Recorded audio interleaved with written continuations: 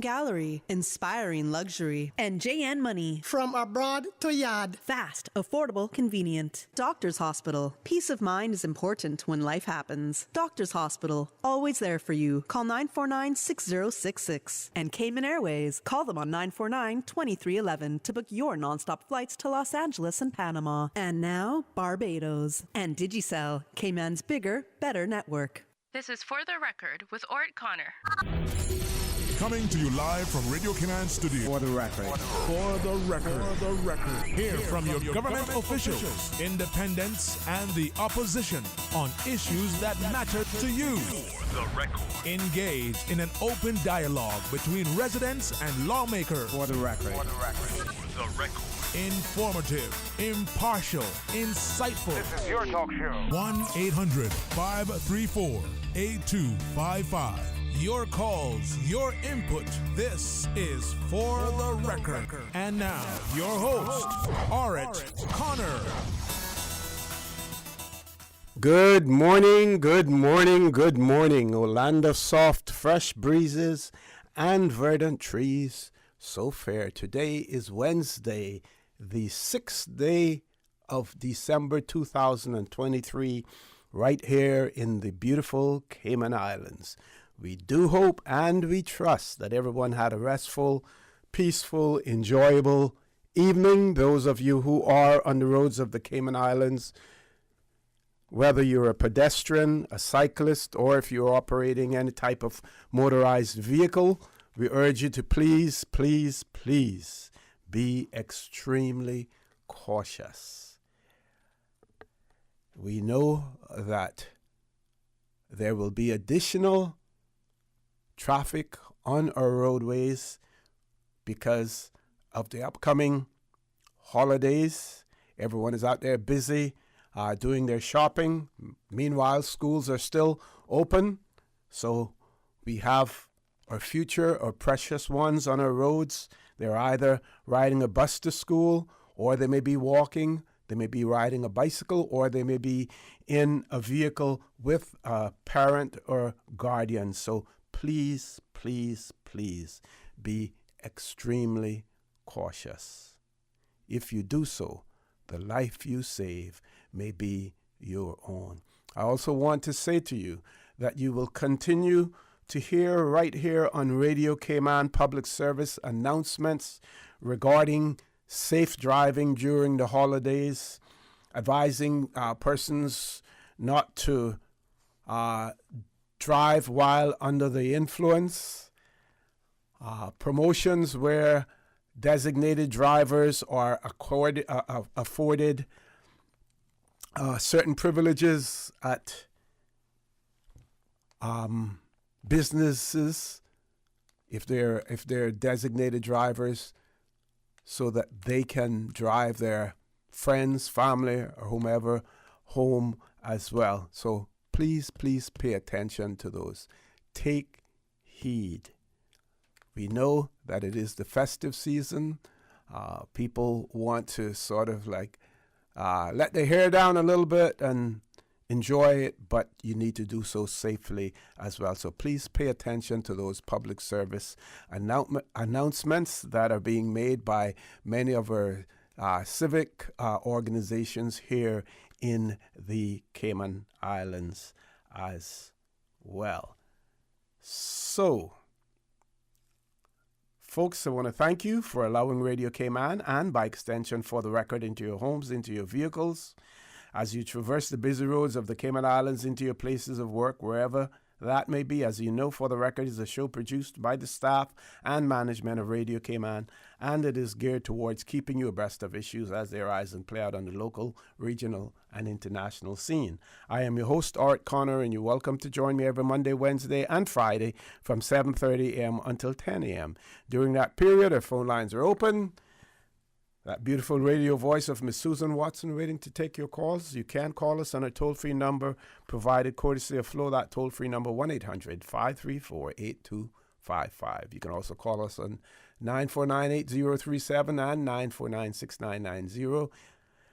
Email us. Not working that well these days. So WhatsApp us, 925-3261. You can also call us from that number as well. And you can follow us on YouTube. You do that by subscribing to Radio Cayman live stream, and we are on Facebook as well. So first of all, this segment of the For the Record birthday shoutouts brought to you by Pizza Boat. They're now open in Queens Court on West Bay Road. We urge you to hop on board the Pizza Boat Express, because Pizza Boat, they make pizza even more fun. You can have your pizza delivered, or you can pick it up. Simply call 949-0000, or you can order online via www.pizzaboat.ky. So those of you who are celebrating a birthday today, we want to wish you a happy birthday. Or if you celebrated one over the past few days, a belated happy birthday to you. Those of you who have lost loved ones, again, we want to express our sincere condolences to you. We hope and we trust that your faith will help to carry you through these extremely challenging times, and that the memories of your loved ones will be a blessing to you as well. Those of you who are ill and are either at home or at a medical facility here in the Cayman Islands, we wish you a speedy recovery. So let's look at those persons celebrating birthday today. And don't forget that this segment of the For the Record birthday shout out brought to you by Pizza Boat, who are now open in Queens Court on West Bay Road. So we here have a request for birthday greetings to go out to Ronald O'Neill, who is celebrating his birthday today. Greetings are coming from Tony and Keisha. Then we also have happy birthday greetings going out to Malik McPhail, and birthday greetings are coming from his grandmother, Ruth James, also from his mom and his dad, his sister, aunties, uncles, cousins, and they're all saying, may God bless you always with many, many more, and for you to enjoy your very special day. So that's going out to Mr. Malik McPhail. And let's look at all of the other birthdays taking place today.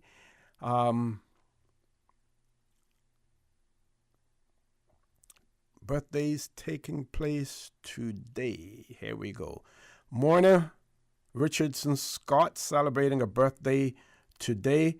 Betty Ann Beckford also celebrating a birthday today. And Makita Ebanks Miller celebrating her birthday today as well. Yesterday, we saw Richard Stevens. I'm not sure if that is the entertainer, Richard Stevens, or it's another Richard Stevens. Wayne Slangton Smith, LaTwain, Caitlin Eppelstone also celebrated her birthday yesterday. Miss Joy Basdeo celebrated her birthday yesterday, as well as Julie Brown celebrating her birthday yesterday as well. So again, happy birthday to all who are celebrating their birthday today. Happy birthday, belated happy birthday to those who celebrated their birthday yesterday.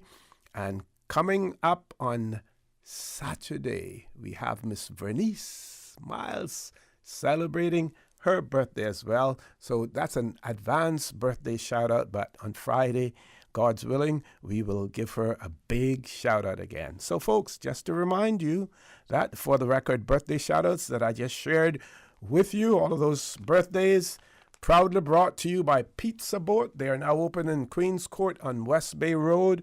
We urge you to hop on board the Pizza Boat Express, because Pizza Boat, they make pizza even more fun. You can have your pizza delivered, or you can pick it up. Simply call 949-0000 or order online via www.pizzaboat.ky.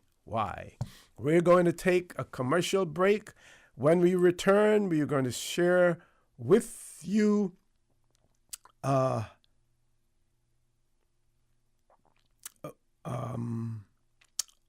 press release. Sorry, we're going to share with you a press release that has just come out regarding the nice program that has commenced for the Christmas as well. So don't change that dial. Please stay tuned for the record. We'll be back shortly. The Cayman Islands boasts of a long, colorful, and rich history. In tribute to our roots, Radio Cayman, the voice of the Cayman Islands, is pleased to bring you the historical vignette series, brought to you by Rotary Central. For more than 110 years, Rotary members have used their passion, energy, and intelligence to take action on sustainable projects. The Cayman Islands, He hath founded it upon the seas. Frances Louise Bodden, MBE, JP, 1903 to 1978. Miss Frances Bodden, sometimes called the Mother of Israel, was perhaps the best known and best loved woman in Grand Cayman for several decades. She served as secretary to successive commissioners and as general factotum at the government office, to whom everyone went for everything. She was a pillar of the Emsley Church, teacher, preacher, woman's guild, and girls' guildry leader, and right hand to the minister. She was a Cub and a Scout commissioner, as well as an executive member of the Girls' Brigade. She was a justice of the peace, serving in both juvenile court and the higher court. Miss Frances was even the collector of agouti heads when the government paid a bounty for each agouti killed because of their destruction of vegetation. Georgetown's only telephone was in Miss Frances' house in Georgetown, which she kept as a boarding house. Among her boarders was the Reverend George Hicks after his retirement. Radio Cayman's historical vignettes was brought to you by Rotary Central. For more than 110 years, Rotary members have used their passion, energy, and intelligence to take action on sustainable projects. Since 1993, Rotary Central has worked diligently each year to provide quality bus shelters to our community. A traveling convenience to our school children, the elderly, young people going to work, guest workers, and visitors using the public bus. We, Rotary Central, help you, our advertisers, make it happen. Your marketing dollar travels a far way, positioning your message, your product, your services, your presence in over 83 bus shelters. Every dollar you spend, every advert you place helps to build another bus shelter, providing modest comfort for Cayman travelers. Reserve space now on the only billboard medium in the Cayman Islands. Email rotaryshelters@gmail.com. rotaryshelters@gmail.com. The Bus Shelters, a partner in community convenience. Another inspiration program by Rotary Central Cayman Islands. Can you imagine your home completely organized? At Brand Source Custom Closets, we can. We specialize in designing and building custom closets and storage units for any room in your home, including the garage. With tailored designs and custom LED lighting solutions to fit your lifestyle and budget. Our custom closets expert is committed to enhancing the value of your home with a solution that is uniquely yours. Visit our showroom or call 623-6774 to schedule a no-obligation appointment with our design expert. Brand Source Custom Closets, 209 Dorsey Drive, Industrial Park. It's Santa here. Join me and my elves for the Coca-Cola Christmas Truck Parade on Tuesday, 12th December. It's Grand Cayman's cheeriest Christmas tradition. My reindeer will be soaring from West Bay to South Sound, starting at Cayman Turtle Center at 5:30 p.m. Then stopping at West Bay Fire Station, Governor Square, Cardinal Avenue, Windsor Park, Country and Western and South Sound Dock. My elves will be giving away presents throughout the parade. So come on out and join the Christmas cheer, the Coca-Cola Christmas Parade, Tuesday, December 12th. And stay tuned for more details for Coca-Cola's festive celebrations for the Eastern Districts.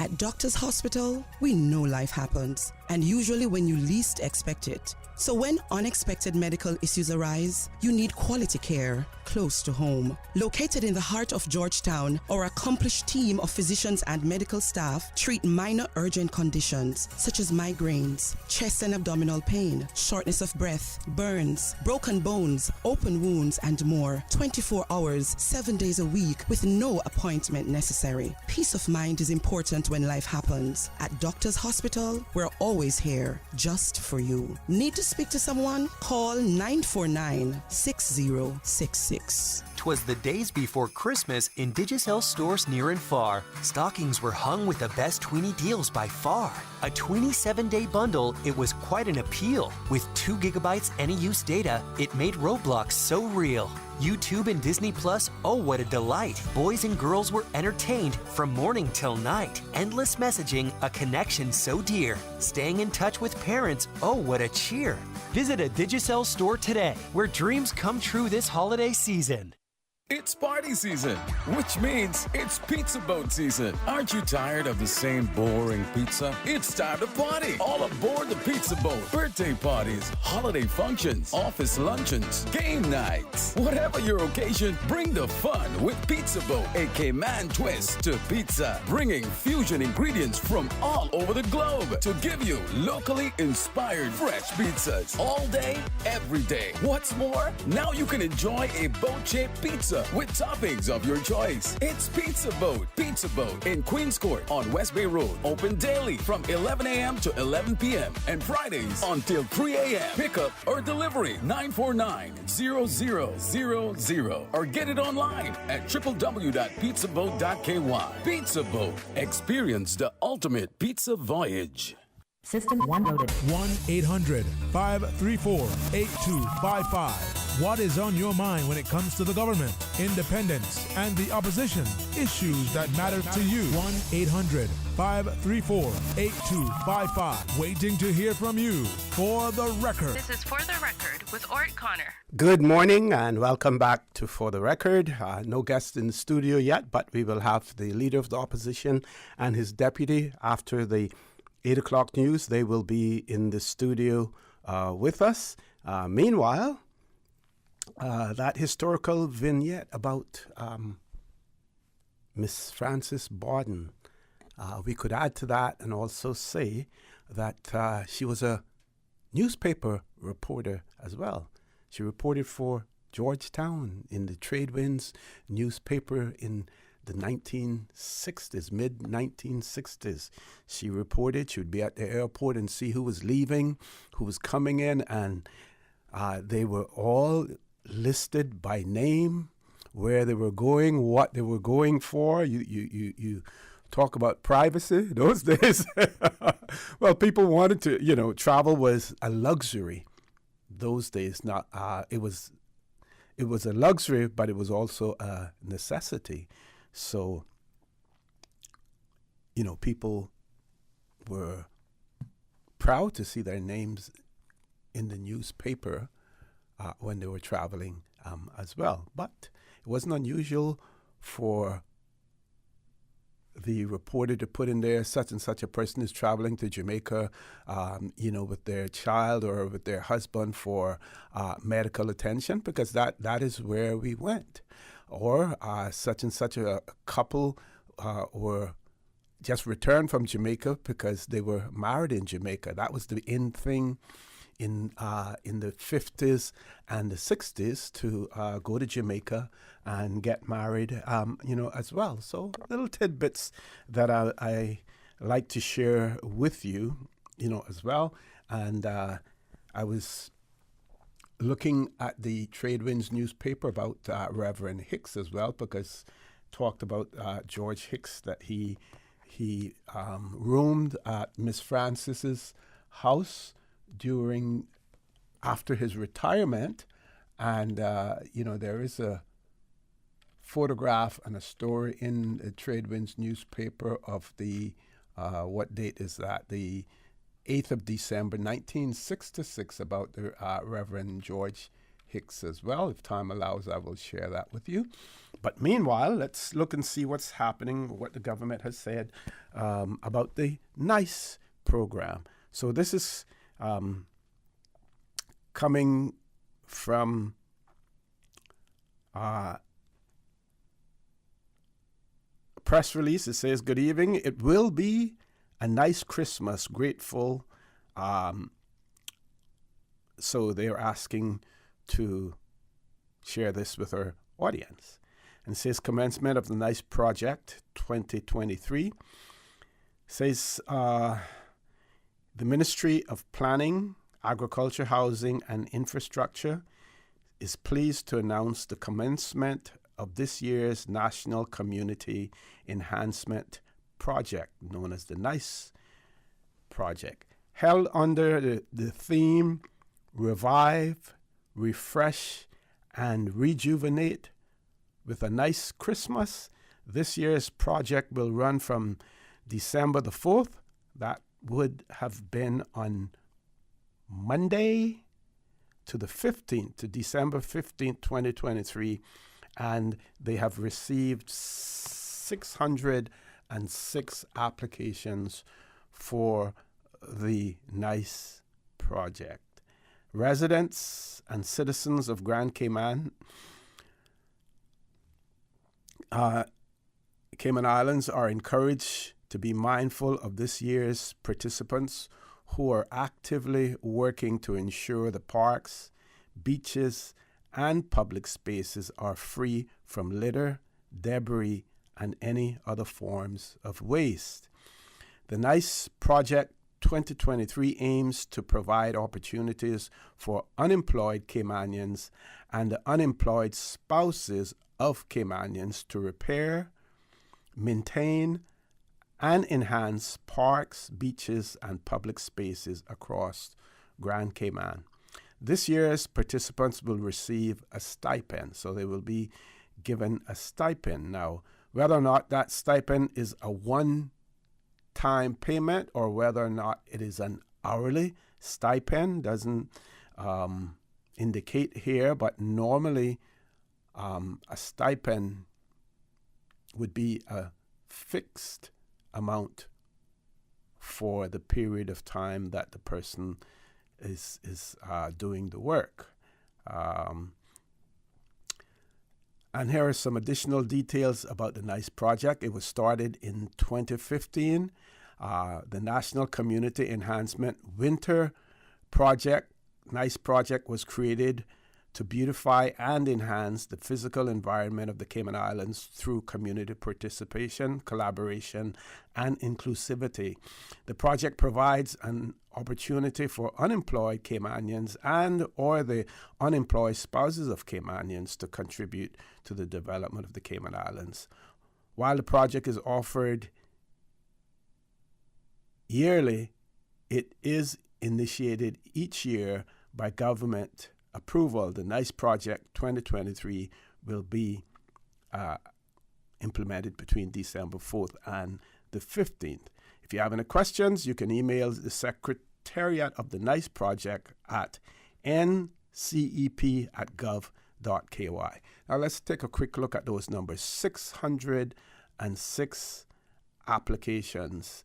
There's no indication whether or not those 606 applicants are all being employed and will receive a stipend. There is no indication either what this 606 applications, who they represent in terms of whether or not they're unemployed, whether or not they're unemployed spouses.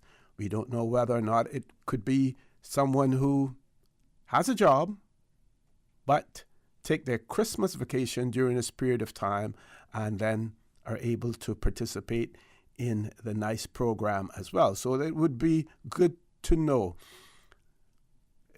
This was initiated in 2015, we're told. That gives us 8 years where we had the opportunity to amass data, get some data points in terms of who actually is involved in this. I'm sure that there are names as well. And while, we do subscribe to data protection, it should be an opportunity for the ministry and the ministry staff to know how many repeats we have, how many persons do this every year. Again, that gives you an opportunity to look closely at their situation. If they're doing this every year, ask the question, what is happening with this individual? Do they have a job? Can we find a stated job for them or what? Just so many things that we can learn from this, and I hope that the data is being amassed and being analyzed as well. Folks, top of the hour, 8 o'clock news. Please stay tuned for the record. We'll be back immediately after the 8 o'clock news. Thank you, Mr. Osi. And studio time now by Foster's is 8 o'clock. Grab a card. It's the 30K Jolly Grocery Giveaway at Foster's. This Christmas, we're spreading some holly jolly cheer by filling one lucky shopper's cart with $10,000 worth of groceries. Just purchase any 2 specially marked products from now until December 23rd for a chance to win your share of 30K worth of groceries. Go to fosters.ky/jolly for more info. Thanks to Waitrose, Quaker, Frito-Lay, Garnier, Certified Angus Beef, and Sun City. Have a holly jolly Christmas at Foster's. The voice of the Cayman Islands. 89.9 FM in Grand Cayman and 93.9 FM in Cayman Brac and Little Cayman. Shining in the sunlight. Radio Cayman.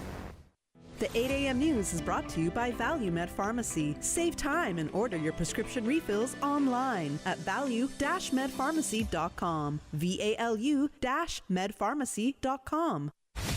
For today's biggest news. Radio Cayman, the voice of the Cayman Islands.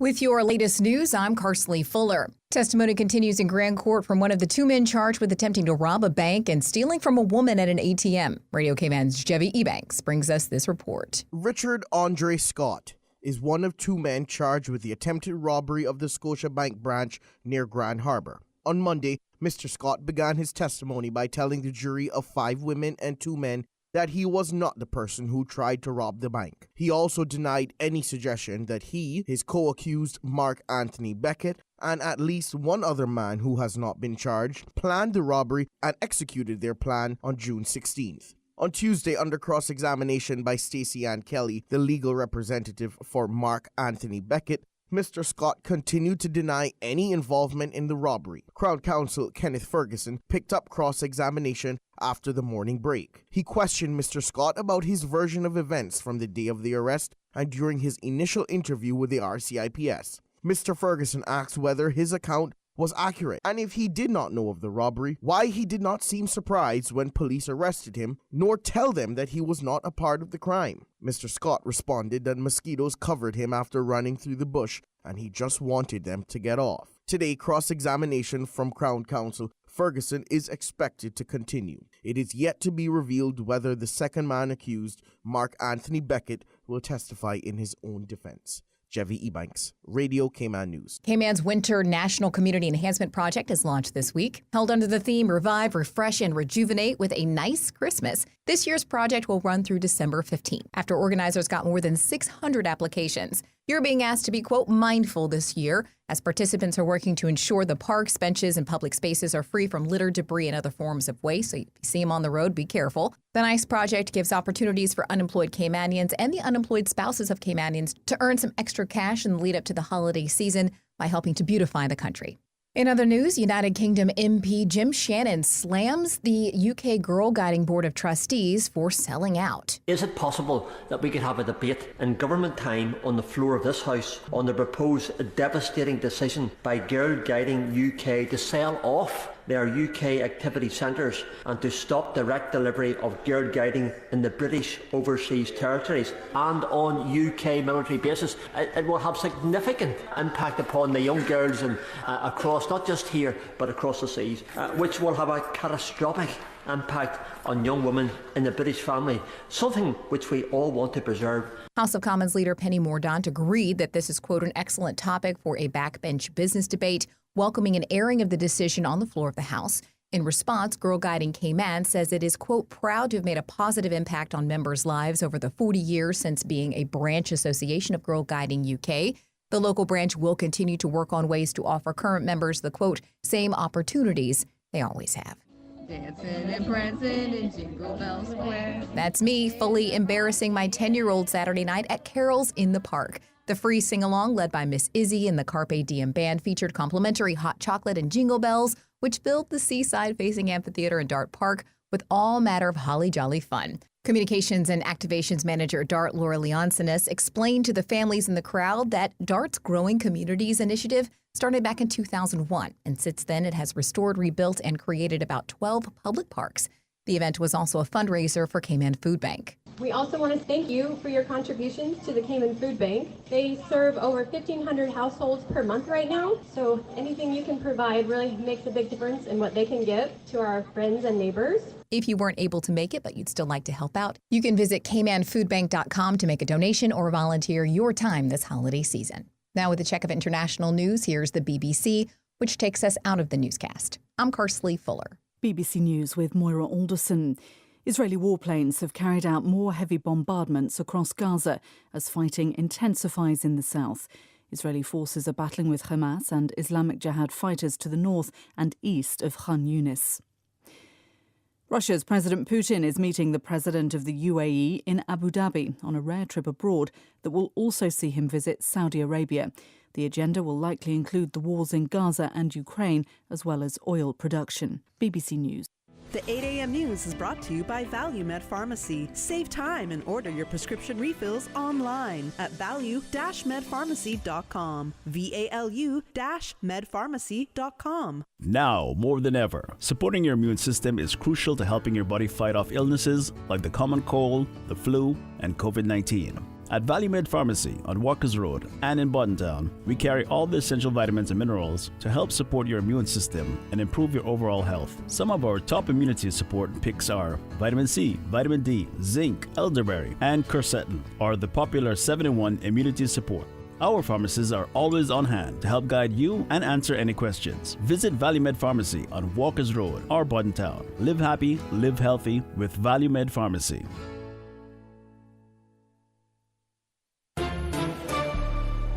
Stay in touch with Radio Cayman with the latest up-to-date, accurate news and information. For your convenience, the headline news will be repeated on our sister station, Breeze 105.3 FM, weekdays at 8:30 a.m. Follow Radio Cayman on social media, Facebook, Instagram, Twitter, or download the Radio Cayman app in the App Store or log on to www.radiocayman.gov.ky and stay connected to what's happening in the community. Radio Cayman, your voice, your choice, your radio.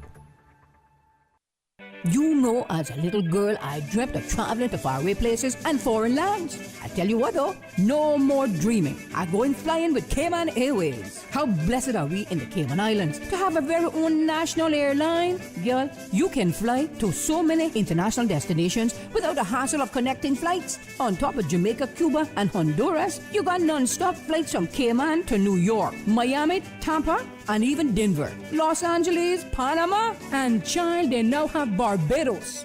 Going to be a little cafe con leche and Hollywood Squares for this old girl. Make your travel dreams come true with Cayman Airways, offering non-stop flights for non-stop adventures in Panama, LA, and many more places in between. For details and to book, call 949-2311, contact a travel agent, or visit CaymanAirways.com.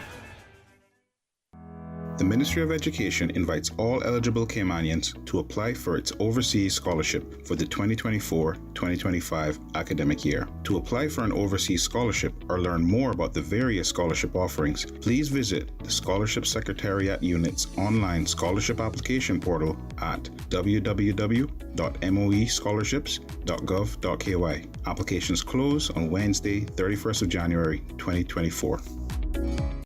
The 8 a.m. weather report brought to you by CG Britcay, where people come first.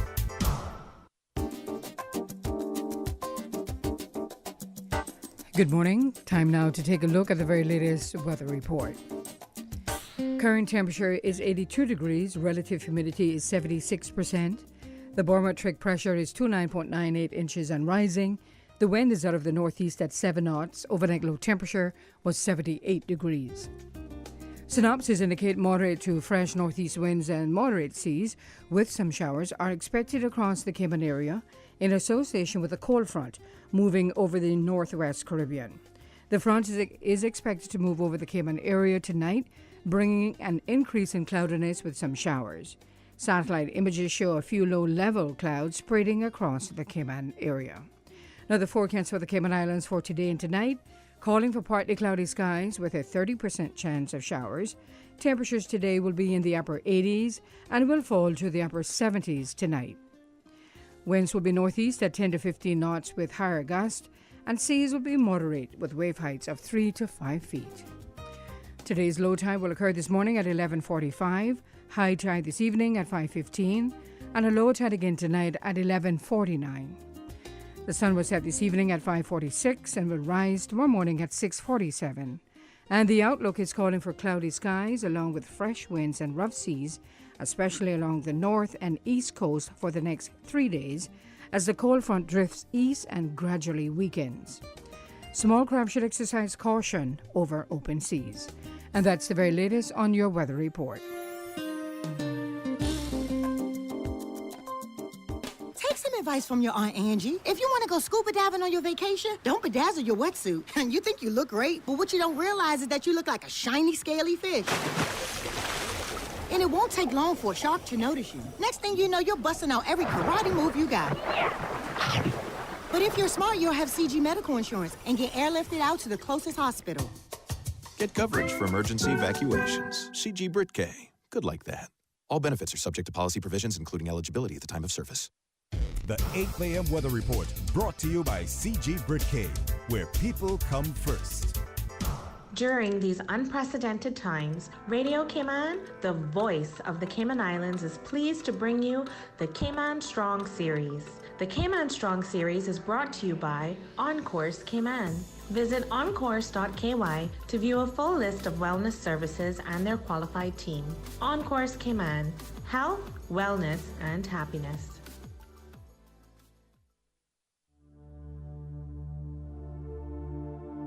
Change your thinking, change your life. Developing your emotional awareness can have profound effects on your life. As Daniel Goleman said in his book entitled Emotional Intelligence, people who cannot marshal some control over their emotional life fight inner battles that sabotage their ability for focused work and clear thought, whereas people with well-developed emotional skills are more likely to be content and effective in their lives, mastering the habits of mind that foster their own productivity. Change your thinking, change your life. Radio Cayman's Cayman Strong series was brought to you by Encourse Cayman. Visit encourse.ky to view a full list of wellness services and their qualified team. Encourse Cayman, health, wellness, and happiness. These days, feelings of loneliness, anxiety, stress, and depression can be overwhelming. Just know you are not alone. Encourse Cayman offers private mental health services for children, teens, adults, and groups. Visit encourse.ky to view a full list of wellness services and their qualified team. Encourse Cayman, health, wellness, and happiness. The traffic report is brought to you by Subway. Enjoy a delicious start to your day with breakfast from Subway. And by National Road Safety. Be empowered. Help make our roads safe. Take the road to zero. Say no more to road fatalities in 2024. Good morning. Once again, we take a look at how your traffic is shaping up. Lots of patience needed this morning as traffic is extremely heavy coming off of the Esterly-Tibbetts Highway. Also from the east, past the Tomlinson roundabout and on the Linford Pearson Highway. Heavy traffic coming off of Bobby Thompson Way and off of the Linford Pearson Highway and Agnes Way. Delays expected. Roads are wet, so please drive with extra caution, especially on the West Bay Road. Traffic in front of the Ritz is moderate in both directions. As we look to the West Bay four-way stop, traffic is flowing moderately and light to moderate traffic flow on Owen Roberts Drive. Slow-moving traffic on Walker's Road heading to Georgetown. And Hulda Avenue, steady traffic. Godfrey Nixon Way and Eastern Avenue, traffic is moving on moderately in both directions. And that's what's happening on your roads. Join us again at about 10 minutes after 12. We'll give you another traffic report. In 2022, 15 people lost their lives on Cayman's roads, and 2,915 road traffic collisions resulted in 32 serious injuries. So far in 2023, 9 more people fell victim to road fatalities. Parents lost sons and daughters. Children lost their mothers, fathers, and caregivers. Young lives were ended before they even began, and stories were cut short before they could be told. But what if? We learned to share the road. We stopped texting and driving. We did not let our friends drive after a few drinks. What if we just took the time to slow down and think? What if, as a community, we rose to the challenge of keeping our roads safe? What if we came together to stop these accidents and fatalities? What if we all walked the road to zero and decided no more in 2024?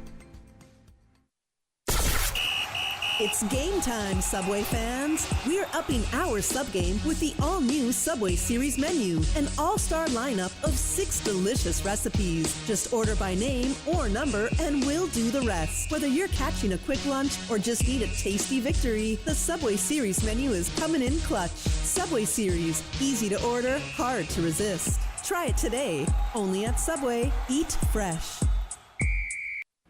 The traffic report is brought to you by Subway. Enjoy a delicious start to your day with breakfast from Subway. And by National Road Safety. Be empowered. Help make our roads safe. Take the road to zero. Say no more to road fatalities in 2024. Tune in every Monday through Friday at 12 p.m. for Radio Cayman's Midday Newscast. Radio Cayman, the People's Station, your trusted official source for the latest news. The 12 p.m. news is proudly brought to you by Health City Cayman Islands. World-class healthcare within your reach. Christmas is all about you. Yeah, boy. Flowing's the joy and better value. With daily prizes of iPhones, iPads, laptop, and gift vouchers this Christmas when you sign up for broadband. Pay your bill on time and in full, or activate a 30-day prepaid plan. This Christmas is all about you. Telling you, boy, Flow brings the joy and better value. Flow, connecting hearts and homes this Christmas. Visit discoverflow.co for more details. Conditions apply. Flow brings the joy and better value. Radio Cayman Super Jam Show, the #1 drive time entertainment show on your radio. Enjoy a mix of pop, hip-hop, dancehall, urban gospel. The Super Jam Show is brought to you by these kind sponsors. The Cayman Islands Football Association, CIFA, building a better future for Cayman football. Cayman Insurance Center. Don't take chances with your family's future or your valuable assets. Call me today, Michael Webster, at 925-5433. UWI Open Campus, on-site, online, and on demand. Visit open.uwi.edu. Call them today at 946-8322. Super Jam. Also brought to you by Cayman Airways. Call them on 949-2311 to book your non-stop flights to Los Angeles and Panama. Also brought to you by Superior Auto Center. Do it right the first time with Superior Auto. 949-9570 or 525-9571. Superior Auto. They keep your car in tune. Super Jam. Also brought to you by Yum School Lunch Program. Now available at selected private and public schools across Grand Cayman. The #1 drive time entertainment show on your radio. Super Jam. For the record with Orrett Connor. Initiating system. For information that matter. For the record with Orrett Connor. Continues right now on Radio Cayman. Good morning and welcome back to For the Record. As promised, we have in the studio with us the Leader of the Opposition, Honorable Roy McTaggart, and Deputy Leader of the Opposition and Member of Parliament, Mr. Joe Hughes. Gentlemen, good morning. Welcome back to For the Record. Coach, good morning to you. Good morning to the wider Cayman Islands. Beautiful day outside, a little bit of rain on the way in, which it seems like it wasn't going to last very long. But delighted to be back here with you and to speak a bit about current events, things taking place in Cayman. And I'll leave it there and let Joey pick up. Sure. Good morning. Good morning, OC, and thank you for having us again this morning. And good morning to everyone out there listening, those who are watching on YouTube. Very pleasant good morning. And as the leader said, there's a little bit of water in the road, so please be careful. take your time, be courteous. Let's get into work. Incident free, and we are in the middle of the Christmas season, so traffic will be and continue on through the Christmas break will be quite heavy, and we just ask everybody to drive safely, be courteous, and be careful out there. And of course, I think a plea this season for persons not to drink and drive, not to speed. Yes. Let's try and get through the season without any serious traffic accidents or fatalities at this time of the year. So. And I think we want to applaud those organizations who have the special programs during the Christmas season, for designated drivers and everything else as well. I think that is extremely helpful. And I would like to publicly recognize the government for their road safety campaign. As you know, I OC during my term as minister, I introduced what we call a complete streets methodology, trying to change our culture that roads aren't just for vehicles, that it's a movement of people, and it doesn't matter whether that's by bicycle, by foot, by scooter, by car, by in fact, even by horse or mule, it doesn't matter. It's a movement of people. And, persons, I remember a gentleman arguing with me saying, I pay my licensing fee every year. And I said, yeah, that's $100 and something. And I said, a road costs us $1 million a mile. And I said, why we have to build such big roads? Because we all have vehicles. I said, if we were still on bicycles and donkeys, we wouldn't need those licensing fees. And I said, but your licensing fee doesn't give you the right to the entire road. Right. It gives you the privilege. Exclusivity to it. Exclusivity. It gives you privilege to travel on it and without potholes and all that kind of stuff. But we have to be mindful of others who are not in a position to own a vehicle or choose not to own a vehicle and have to move around the roads as well. So certainly, yeah. I started out saying I want to congratulate them on their road safety campaign, because I think it's all encompassing, including education, enforcement, and also continuing down with the type of roads we build and improving, going towards that complete street methodology, and including the improvement of current roads to have shoulders and space for pedestrians and cyclists. So you're an avid cyclist, you know what I'm talking about. Yeah. So. Well, what is so funny with that, and I wasn't with the group that morning, but they were harassed and cut off by a driver. I think it was oncoming traffic in the opposite direction, and he basically squeezed in on them. So happened that he got caught at a light, and they basically, went to the car. I think it might have been a little bit of aggression that was displayed as well, on some of the cyclists' part. But the person said to them, you're not supposed to be on the road. You don't belong on the road. Turned out, when checks were made in terms of who he was, a police officer. Wow. A police officer telling cyclists that they don't belong on the road. And that's why I said when I first took office, it was trying to change the mentality, including the mentality at NRA, National Roads Authority, that the roads are not just for vehicles. It's for the movement of people and goods. It doesn't matter how you move them, whether it's by donkey or by bus.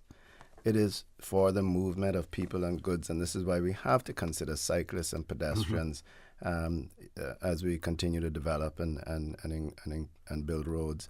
And wherever possible, we implement what we call a shared street methodology. And, the green markers we put down to remind people that there will be people on bicycles and there's no bicycle lane for them, so you have to share the road with them.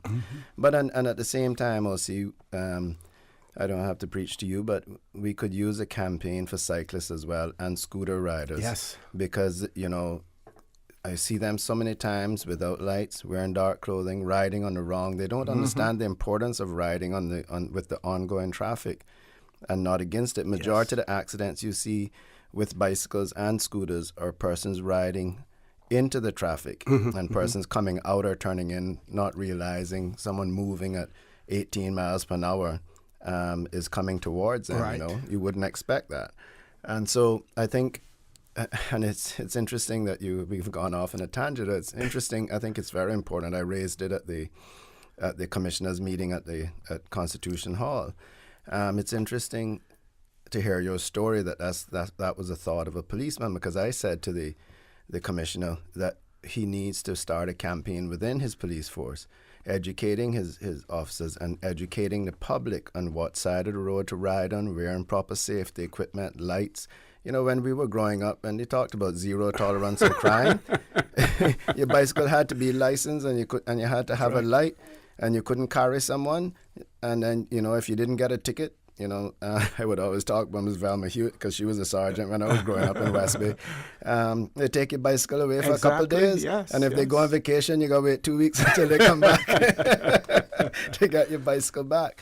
But, you know, and I told a very quick story there that evening about what I observed in Florida once.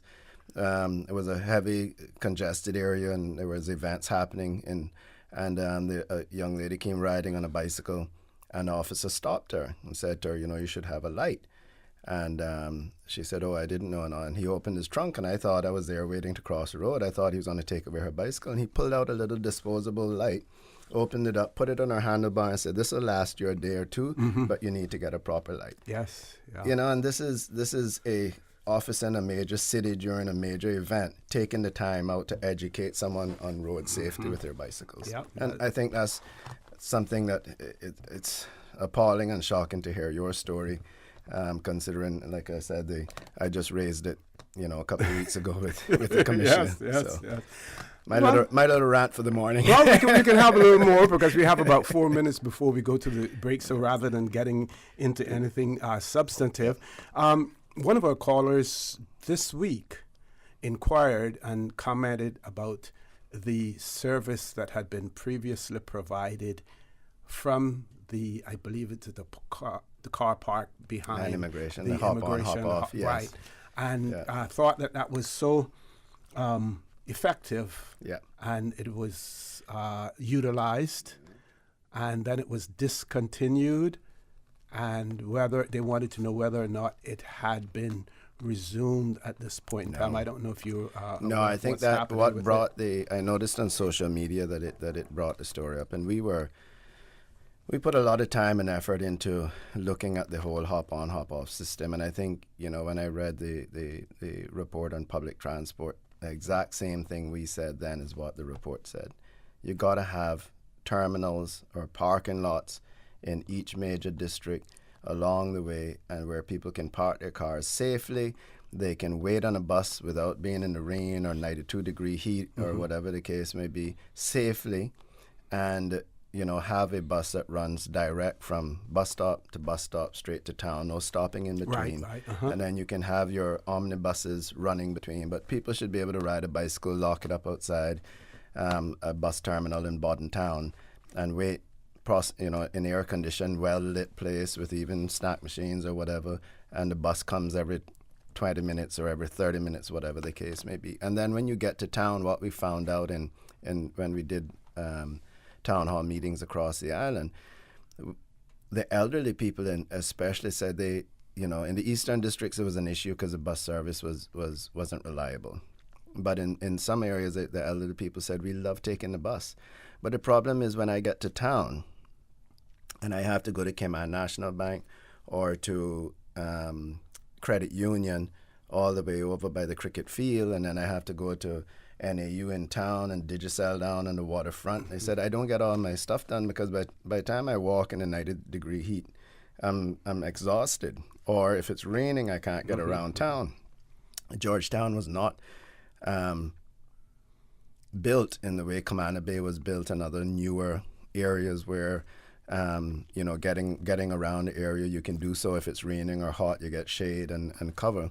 And so that's why we felt that it was important. We started the program by offering the hop on, hop off service, and it was well utilized, and it was evolving because we were going to go to an app that you could see where the bus was, so that you know that, okay, the bus will be here in 2 minutes. You know, I remember going to my physiotherapist in Pasadora Place, which is very difficult to find parking.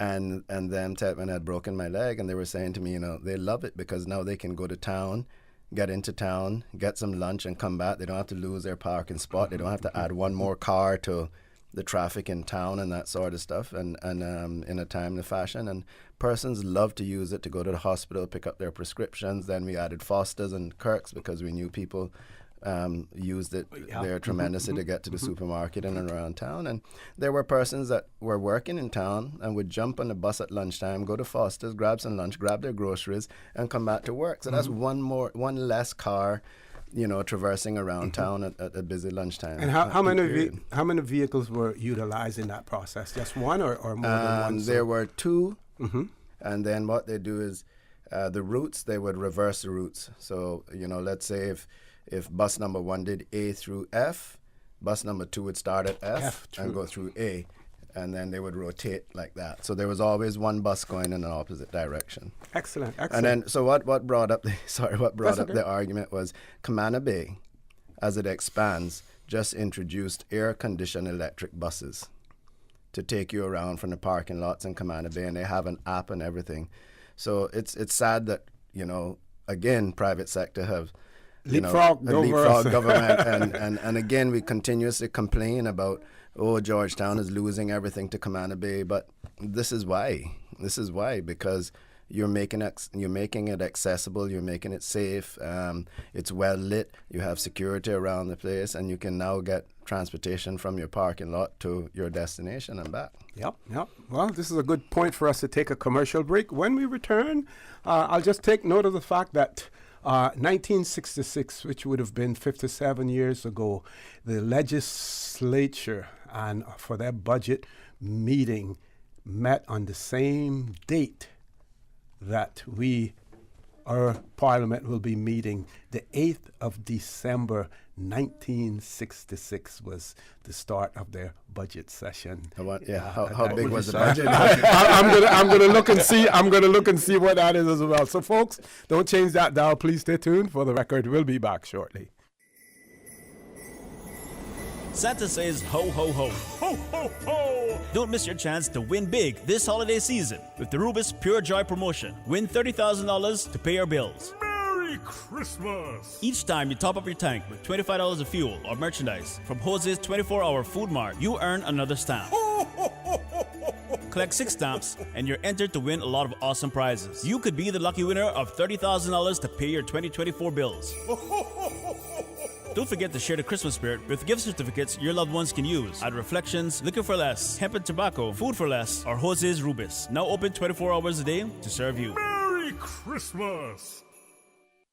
West Bay Pharmacy in Centennial Towers, a compounding story. I don't think people realize how pain creeps into your life. It has a way of robbing your strength. I really don't like taking prescription medication orally. West Bay Pharmacy in Centennial Towers. They understand. When it comes to compounded medication, it's personal. So whenever there's a problem with some medication or treatments that's not working right, then a physician will call me and say, hey, they're having bad side effects from this medication. Compounding pain cream changed the game. Made special for me. Significant pain relief in the form of a cream. That is a new experience for me. It's changed his life. It worked. Ask your pharmacist or healthcare provider about compounding at West Bay Pharmacy in Centennial Towers. Call 914-6449. Your dream home starts with a vision, and often inspiration is at the heart of that vision. Brand Source Home Gallery's in-house designers are here to help bring your vision to life. Whether you're remodeling or building a new home, Brand Source Home Gallery is your one-stop solution. Explore their kitchen cabinets, sinks, faucets, bath fixtures, tubs, vanities, and more. Let Brand Source's designers help and inspire you with your next project. Call 623-5000 and schedule an appointment with a design expert at Brand Source Home Gallery, Dorsey Drive, Industrial Park, serving Cayman for 50 years. Join us on Tuesday and Thursday at 7:30 a.m. on Radio Cayman for The Business Buzz.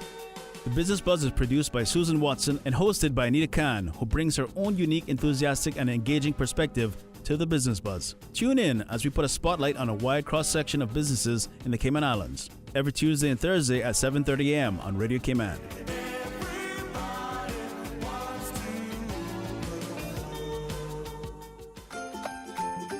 'Tis the season at Vigoro, and we've got all your festive favorites. From Christmas ornaments to decorations, succulents to ceramics. We've got gifts and more. Blooms, orchids, mobiles, garden accessories, furniture, even fairy gardens for the little ones. Make it a Vigoro Christmas with a gift that will be treasured forever. Both garden centers will be open on Christmas Eve till 5 p.m. Merry Christmas from Vigoro. System 1 loaded. 1-800-534-8255. What is on your mind when it comes to the government, independence, and the opposition?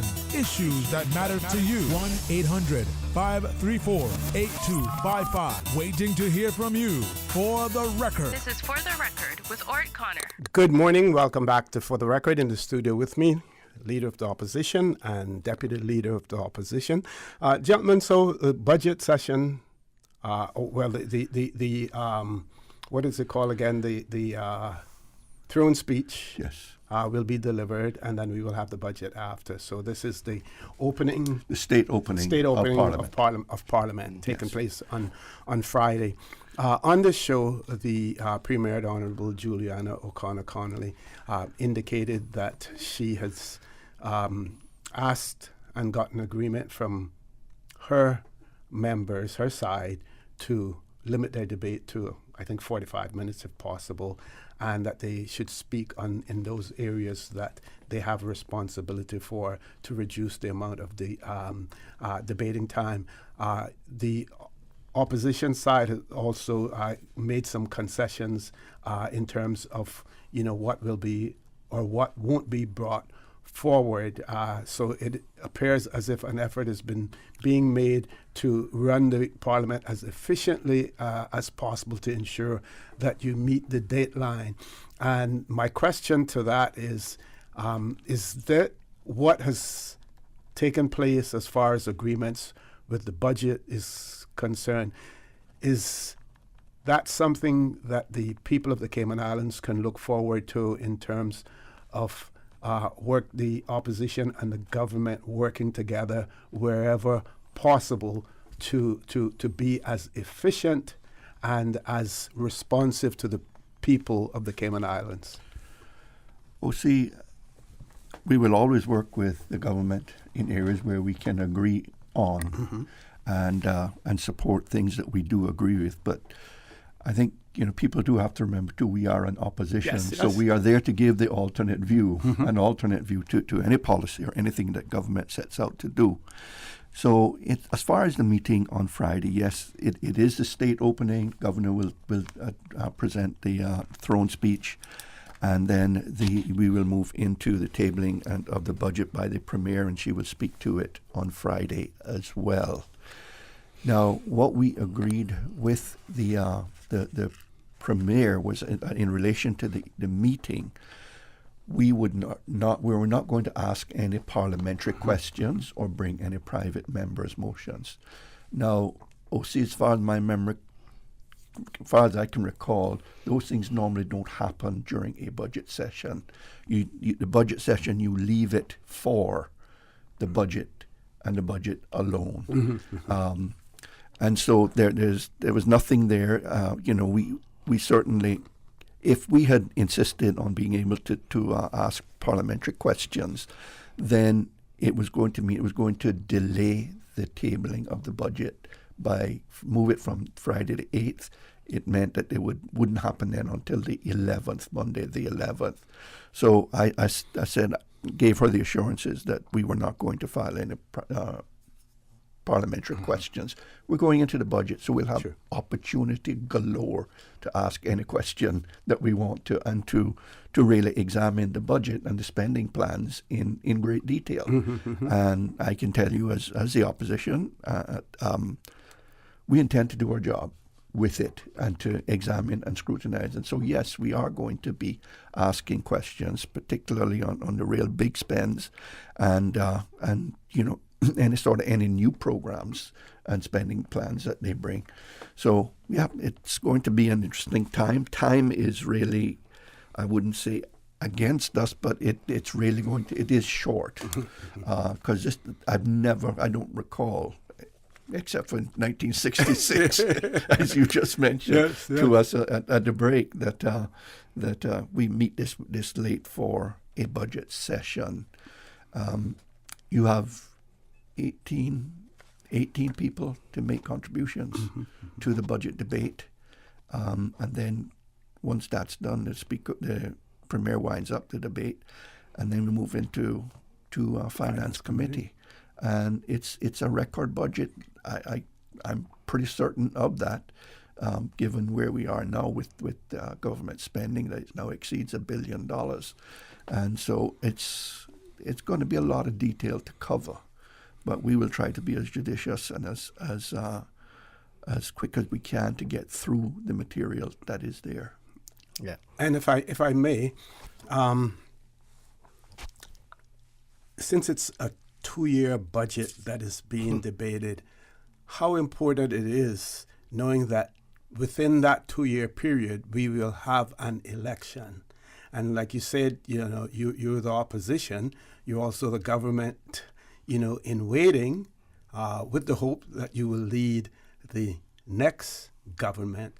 So how important is that scrutiny of that budget, knowing quite well that if you were to win the election and form the government, that part of that budget, part of what is left of that budget, is something that you're going through now. So your deliberations in relation to that, how much are you thinking in terms of, we may be held to this budget to a certain extent for a period of 6 months or whatever it is, during that period of time? Yeah, no, it certainly is a consideration, and you rightly point out it is a 2-year budget. So, effectively, we're going in there, we're going to approve about $2 billion in spending, and so it's truly important because it is an election budget, and I would anticipate include a whole bunch of raft of programs and spending plans with regard to the ministers in their districts, and we're going to examine it and question a lot of these things. So it truly is important. Now, as for the new government in 2025 coming into, they will have to abide by that budget. They can make some amendments through the election Section 11.5 process, and reallocating things if there are programs there that they don't want to continue with. You can reclassify the expenditure and move forward. But you have to look at what actually happens here. I mean, we have an election in May of 2025 or April, whatever it is. You're well into the next budget season anyway, and you're there now. Your focus will be on preparing your first 2-year budget as well, because it's been extraordinary this budget season in the delays that have taken place. A new government coming, I would hope that they wouldn't have those kind of delays again, but you'd be looking, to really put your stamp of influence on the budget and bringing forward your policy ideas and funding for the first 2 years of your term in office. So I think it works. It might not be necessarily the most efficient, but it does work, and there are ways in which government can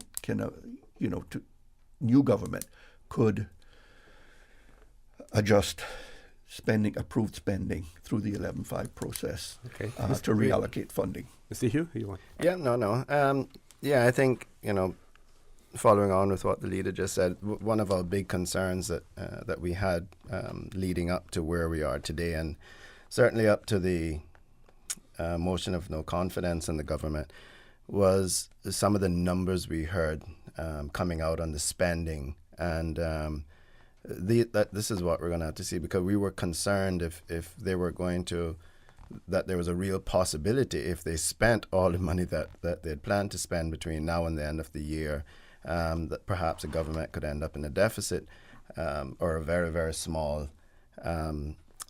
surplus.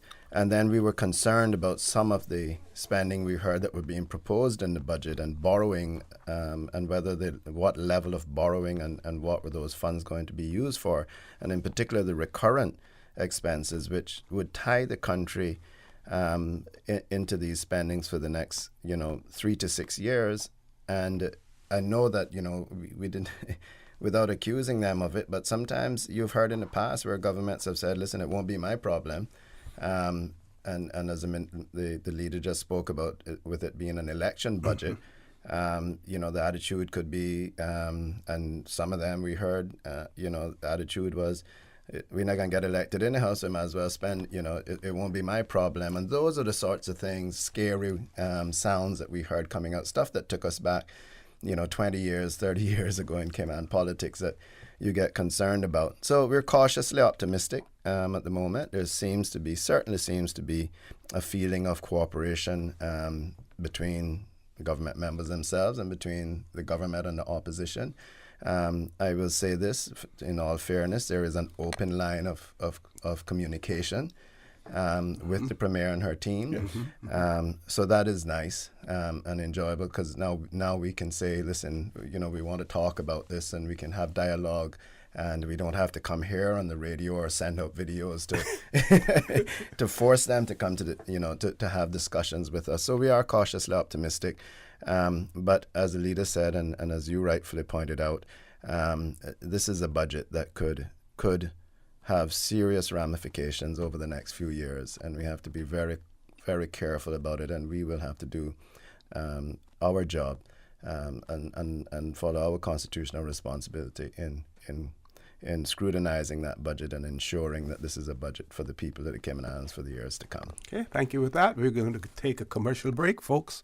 Please stay tuned. For the record, we'll be back shortly.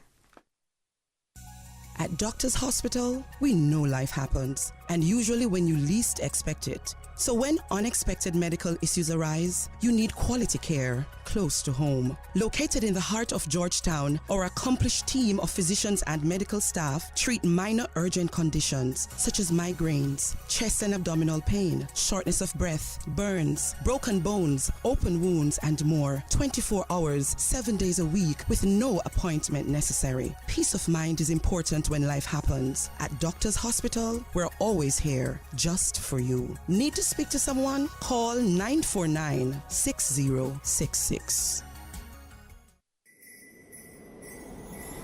Santa says ho, ho, ho. Ho, ho, ho! Don't miss your chance to win big this holiday season with the Rubis Pure Joy promotion. Win $30,000 to pay your bills. Merry Christmas! Each time you top up your tank with $25 of fuel or merchandise from Jose's 24-hour food mart, you earn another stamp. Ho, ho, ho, ho, ho, ho. Collect 6 stamps and you're entered to win a lot of awesome prizes. You could be the lucky winner of $30,000 to pay your 2024 bills. Don't forget to share the Christmas spirit with gift certificates your loved ones can use at Reflections, Liquor for Less, Hemp and Tobacco, Food for Less, or Jose's Rubis. Now open 24 hours a day to serve you. Merry Christmas! Jingle all the way into the season of incredible savings and wish granting with Digicel. This Christmas, get 25% off your Prime Bundle plan or postpaid bill for the next 6 months. With plans featuring social data, entertainment data, and more, Digicel keeps you connected and entertained all season long. But here's the real magic. Digicel could make your Christmas wish come true. Win a prize of your choice, from getting your rent paid to a new laptop or even a brand new car. Visit a Digicel store today, where dreams come true this holiday season. A house isn't a home without the perfect furnishings and decor. At Robert Wood Furniture and Design, we have everything your home deserves. Shop now for incredible store-wide savings, up to 50% off on sofas, beds, dining tables, and chairs. Or ask about our custom furnishing options and interior design services. Find the perfect gift ideas with accent pillows and vases, starting at just $10. Lamps as low as $20. Whether it's kitchen and bathroom remodeling to flooring and window treatments, lighting, fans, furniture, and home decor, Robert Wood Furniture and Interiors has all you need this Christmas. Visit our website, robertwoodky.com. Like, follow, and share our page on Facebook and Instagram, Robert Wood Furniture and Interiors, or swing by our store at Cayman Center, Owen Roberts Drive. Wishing everyone a Merry Christmas and a prosperous and healthy New Year. You know, as a little girl, I dreamt of traveling to faraway places and foreign lands. I tell you what though, no more dreaming. I'm going flying with Cayman Airways. How blessed are we in the Cayman Islands to have a very own national airline? Girl, you can fly to so many international destinations without the hassle of connecting flights. On top of Jamaica, Cuba, and Honduras, you got non-stop flights from Cayman to New York, Miami, Tampa, and even Denver, Los Angeles, Panama, and child, they now have Barbados. Going to be a little cafe con leche and Hollywood Squares for this old gal. Make your travel dreams come true with Cayman Airways, offering non-stop flights for non-stop adventures in Panama, LA, and many more places in between. For details and to book, call 949-2311, contact a travel agent, or visit CaymanAirways.com. The Small Business Holiday Market is back. Come and join in celebrating this year's holiday market on the revitalized, pedestrian-friendly Cardinal Avenue and Albert Panton Street on Saturday, 9th of December from 9 p.m. until 10 p.m. Hosted by the Cayman Islands Center for Business Development. This year's holiday market will feature some 40 small businesses, including craft retailers, artisans, and food and beverage vendors. Enjoy festive fun for the entire family with live music, fireworks, and photos with Santa. So come out and support our local businesses while getting into the holiday spirit. For the record, with Orrett Connor. Initiating system. For information that matter. For the record, with Orrett Connor. Continues right now on Radio Cayman. Good morning. Welcome back to For the Record. In the studio with me, Leader of the Opposition and his deputy. Gentlemen, I'm going to throw the mic over to you now. Well, thank you, OC. Excuse me. Since we've started on the budget, I just offer some ideas and some thoughts on the coming budget. I think, first of all, I'd preface what I say here by the fact that I do believe the budget, it's going to be really tight in terms of time, but we are going to do a full analysis of the budget, as I mentioned, and question and challenge spending plans in areas where we believe that they need to be challenged. There are, I think, a number of things that we would like to see included in the budget, and I have spoken to them publicly several times. And these are things we think need to be prioritized. At the moment, I believe that the most pressing things and challenges facing Cayman are, first of all, to overcome the ongoing impacts of the cost of living crisis that has been taking place now for the past, well into the second year now. And we are still feeling the effects of it. OC, we have had a couple inflation reports now from sorry, my throat giving me a bit of trouble. We've had a couple of reports now from the Economics and Statistics Office that suggest that inflation is starting to moderate. And that is certainly what you are seeing in the United States right now. Yes, it is moderating, but prices still continue to increase. That's although they are increasing at a more moderate amount. So it still continues, the impacts of it continue to be felt in Cayman. It will continue to be felt for, I think, a few more years until they get it really under control. I think, we forgot what inflation was because we had about a 20-year period where inflation was so benign and then it just exploded.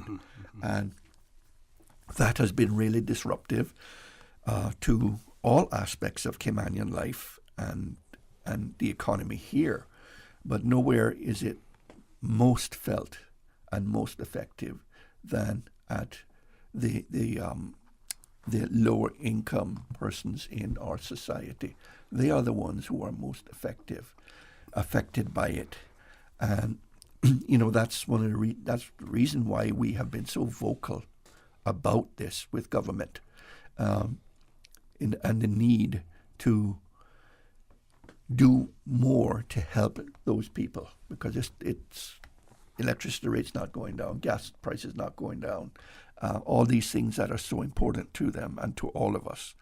And that we still believe that there is further room for government to step in and help. Certainly we hear and we see people clamoring for more. So that, I think, is the most pressing need right now. Crime continues to be a worry and concern to the population at large, and efforts really to reduce crime and to the fear of crime in our communities. And we have seen a real spike, I think, in robberies here in this last several months.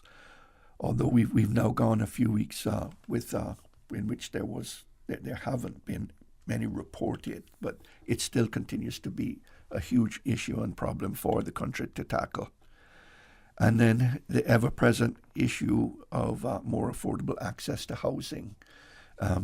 We were delighted that the then Premier, Wayne Panton, at the conclusion of, I think it was the August meeting in Parliament, or September, I think, might seem so long ago, but he made a statement with regard to the introduction or amendments to the first-time Caymanian buyer program to give a lot more concessions and make it far easier and for Caymanians to qualify and to be able to access these benefits and to qualify for housing. And we were really glad to see that take place, although it did not go as deep or as far as we would have liked it to go. But it certainly, to me, was a very good step in the right direction.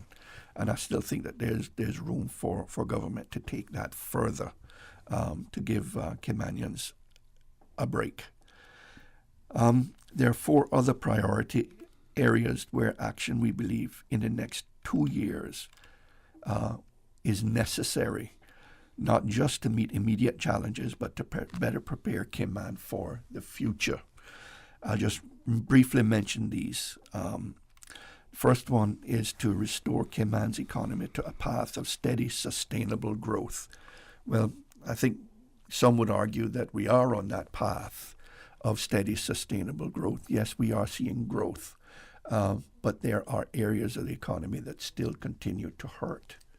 And nowhere is that more evident right now than, I think, in the tourism sector, not necessarily with the stay-over tourism, but in the cruise tourism. And we see and hear daily from the small merchants and from the taxi tour operators that while business has returned, it is not robust. They're not seeing the levels of business that they had experienced prior to COVID.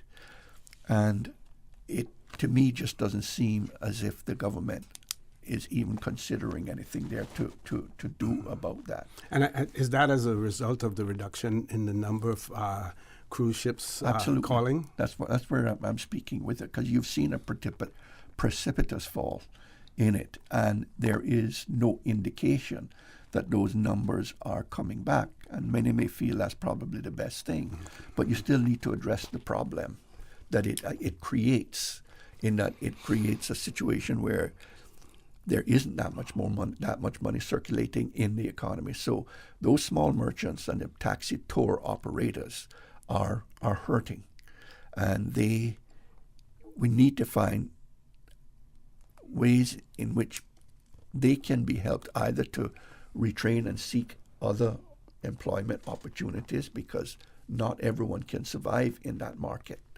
And so there has to be a fundamental adjustment that will have to take place in this. And so that is, some of the things that I think we really need to be looking at and considering in the next 2 years. We had advocated quite strongly for that when we were opening up, that it was time for us to do a reset. We needed to have a policy and new policy and vision for what our tourism product would be. And chiefly, we thought that we had to reimagine what cruise tourism would look like. Do we want it? Do we want to go back to where it was in 2019? Do we want something less, whatever that is? But unfortunately, with the government, that just did not take place. And I think that was a golden opportunity that they missed and the country missed in terms of doing that. So, those issues continue to be there and to percolate just out of sight. But they're still there, and we know that tour operators, the North Sound operators, their business is not as robust as it used to be. So they are looking, to the government's going to have to deal with that in the next 2 years, we think. Then the second thing I wanted to mention is that we do have to accelerate action to mitigate climate change and adapt to the impacts. I don't think, we have got to face that look it square in the face and take efforts to mitigate it and the risks that we face as a country. We are so low-lying with rising seas and stuff. The problem only gets worse, and it doesn't take much for it to get very bad for us because we are so low-lying. Okay, with that, we're going to go to our headline news, top of the hour. When we return, the conversation with the Leader of the Opposition, Honourable Roy McTaggart, his deputy and Member of Parliament, Mr. Joey Hugh. Please stay tuned for the record. We'll be back shortly. Today's biggest news. Radio Cayman. Your voice, your choice. Local, regional, international. This is Headlines from Radio Cayman's newsroom. Today's biggest news. The headline news is brought to you by Health Services Authority. A quick reminder, you can watch today's National Conservation Council meeting at 2 p.m. on the Cayman Islands DOE YouTube channel. New matters include a possible 2-pot limit on fish pots, a SeaBRAC conservation agreement, and the renewal of old spear gun licenses. For more information, head to doe.ky. Heavy fighting is taking place across Gaza, with house-to-house fighting reported and Israeli forces intensifying their ground operations. Tanks are closing in on 3 areas in the north where hundreds of thousands of civilians remain. The United Nations says 600,000 people are under evacuation orders in southern Gaza, but, quote, there is nowhere to go because shelters are so full. On Tuesday, Israel said its troops had reached the heart of Khan Yunis, the largest southern city, on the, quote, most intense day of fighting in its ground operation. Israel believes Hamas leaders could be hiding in the city, and Israeli Prime Minister Benjamin Netanyahu insists the war can only be won, quote, with crushing force. Those are your headlines. I'm Karsley Fuller. Today's biggest news. Radio Cayman. Your voice, your choice. Local, regional, international. This is Headlines from Radio Cayman's newsroom. Today's biggest news. The headline news is brought to you by Health Services Authority. The Health Services Authority has over 120 world-class physicians offering the most comprehensive range of specialist services on island. Our dedicated team of professionals provide the highest quality care in orthopedics, interventional radiology, women's health, geriatrics, and a host of other specialist areas. We are a JCI accredited organization with a proven record of excellence. At HSA, we are committed to caring for you. For more information, visit hsa.ky. For the record, with Orrett Connor. Initiating system. For information that matter. For the record, with Orrett Connor. Continues right now on Radio Cayman. Good morning. Welcome back to For the Record. In the studio with me, Leader of the Opposition and his deputy. Just to our listening audience, after the next commercial break, we will open up the phone lines. So we're asking all callers to please be patient. You will get an opportunity to converse with the Leader of the Opposition and his deputy. Gentlemen, back over to you. Thank you, O.C. I'll just finish up with what I was discussing, the other 4 priorities I thought government needed to address in the next 2 years. And I finished off before the break by talking about the effects of climate change and the absolute need for the country to address it, to mitigate the effects upon the country. And then third, we need to respond positively to the challenges of an aging society. And there is absolutely no doubt in my mind that we are face a situation where you have a bubble now of an aging population, and that brings its own unique challenges, because I know that many of them are not prepared for their golden years in terms of their financial security, and there will be a significant increase in the demands on our social services and the programs that the government has for assisting Caymanians in need. That is going to continue to grow. We are already seeing the effects of it as people continue to age and the increasing demands that are being placed on government services. So that needs to be faced square head on in trying to respond to that and develop ways in which we can mitigate that and to make sure that our people are cared for and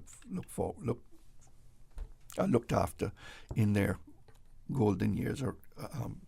And then fourth and final is the ever increasing problem of the traffic, and that includes the provision of a modern public transportation system that is absolutely, we believe, absolutely necessary for government to deal with. I'm just surprised that, with all the issues we still continue to face, there's not much of an outcry from the public these days. But maybe they've just gotten used to it and say, well, what the heck, nothing's going to get done anyway. But I do believe that we need to continue to tackle that and to make sure that we deal with, as best we can, the issues that has brought to us and that we continue to experience. Okay, Mr. Hugh?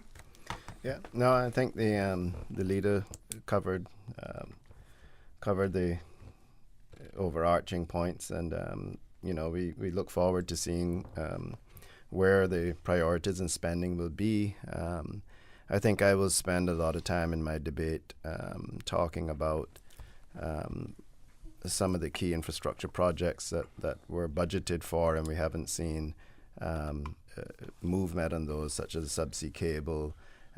Certainly, when you think about all of the things that the the leader just listed, and I've said this before in the House, so many of those issues, the basics or the start and the foundation of resolving those issues is the review of the National Development Plan. When it comes to housing, when it comes to rising sea levels, all of those things, traffic, all of those things come right back to the National Development Plan. And so I'm hoping to hear some exciting news about that and progress on that.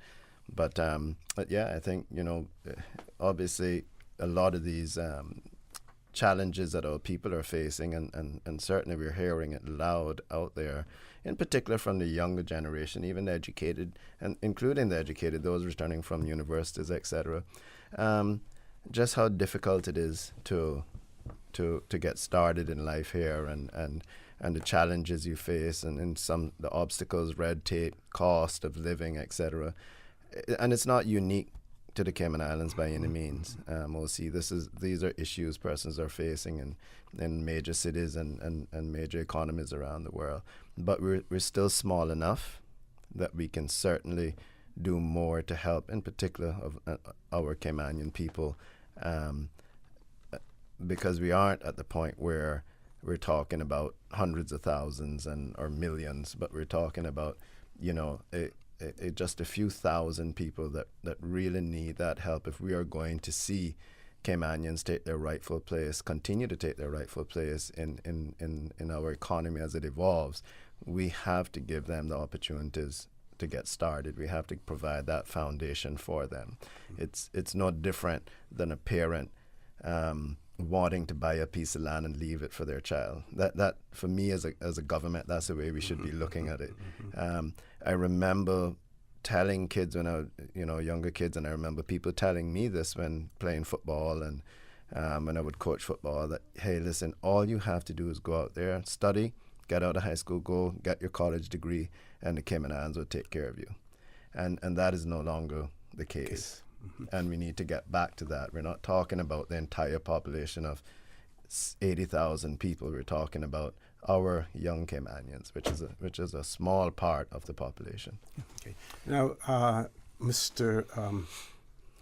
McTaggart mentioned inflation, and how do you balance that, the concerns about inflation and any increases that are given? Now, we see that the honorarium that was given for the Christmas to government employees, all government employees, in the sum of $1,500. Now, that is a one-time payout, which should not give rise for any business or the merchants to say, well, government has gotten an increase in salary, and as a result of that, use that as an excuse, to raise their prices or whatever, or to say, well, let's match it. We're going to match that in our sector. But of course, it gets passed on to the consumer.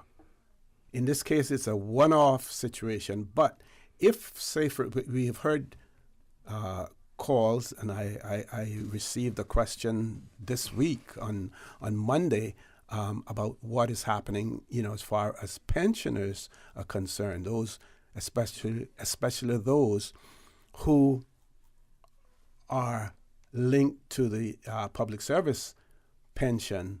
What sort of increase will they be getting? Now, if that $1,500 was also extended to them, then you're looking, at probably 7,000, maybe even more persons enjoying that. But I may have strayed off a little bit, but the whole question is how much concern has to be given in terms of inflation and raising persons' income levels, or which one takes precedence?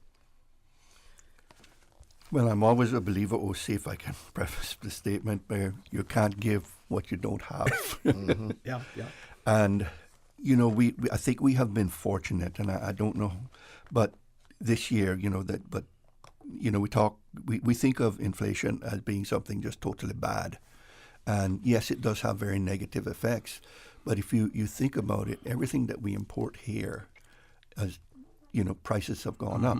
So government has benefited in terms of increased import duties on goods that are brought into the country over the past years. They've had a windfall. In my thinking, it's got to be fairly substantial. I think windfall in terms of how they have benefited from it.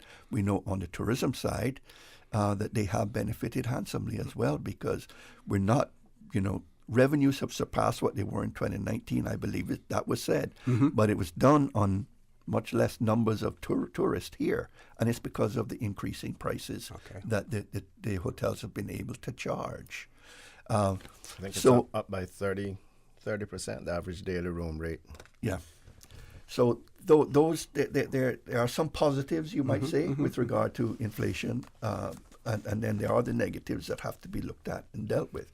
But from that standpoint, yes, they have that windfall, but without knowing the dynamics of the overall spending, at the end of the day, you have to make sure that you're able to support it, or you've got the funds there that you can make that kind of a commitment to pay that honorarium. And I would expect that they would have done their homework in terms of before making that decision with regard to it. But they did also respond to your side and the suggestions made there that increases be made to certain categories of recipients of government assistance as well. So they did respond to that. So they would have had to go on through the same process in assessing that you're suggesting now. Yes. Yeah, and they're saying that the 1,500 came out of savings.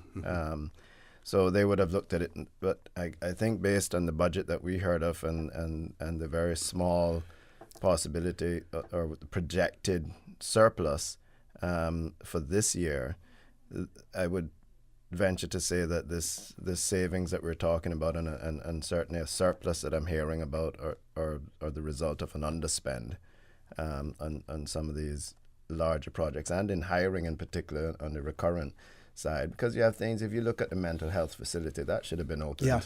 Yeah. You know, and the staff haven't been put in place yet, so let's call that a savings.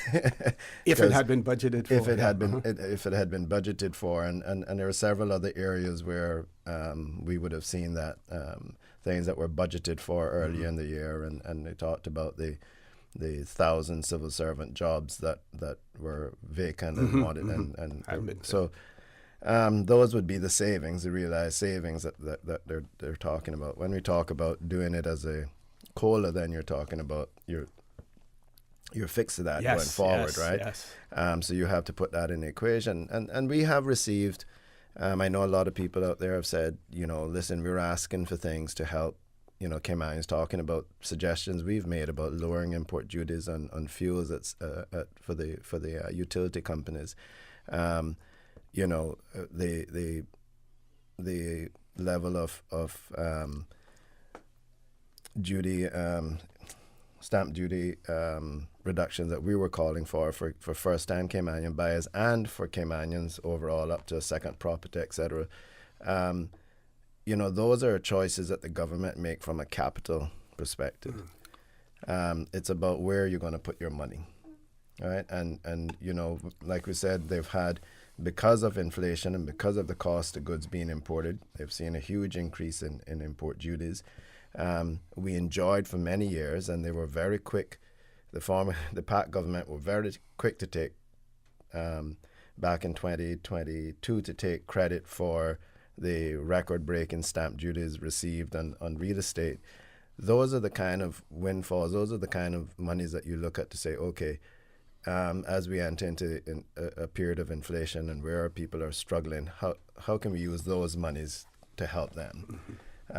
But again, I hate to be repetitive, but a lot of these issues will not be resolved without plans.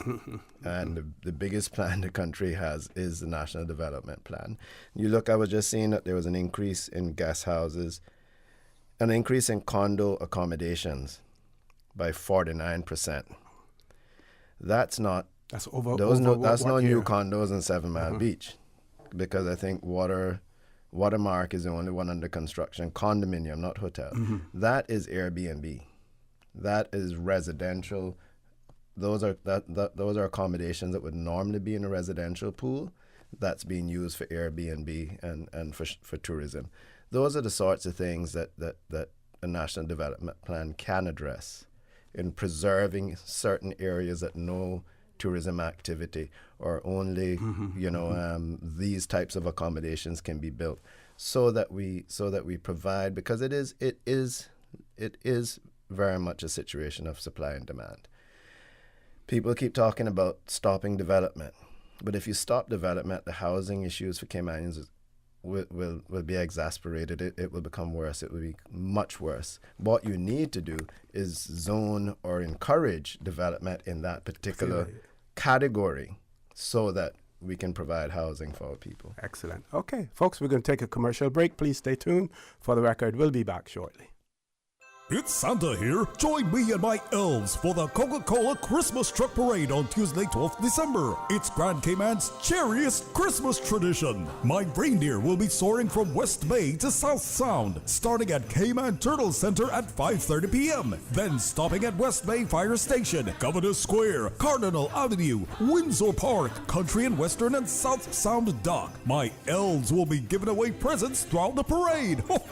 So come on out and join the Christmas cheer, the Coca-Cola Christmas Parade, Tuesday, December 12th. And stay tuned for more details for Coca-Cola's festive celebrations for the Eastern Districts.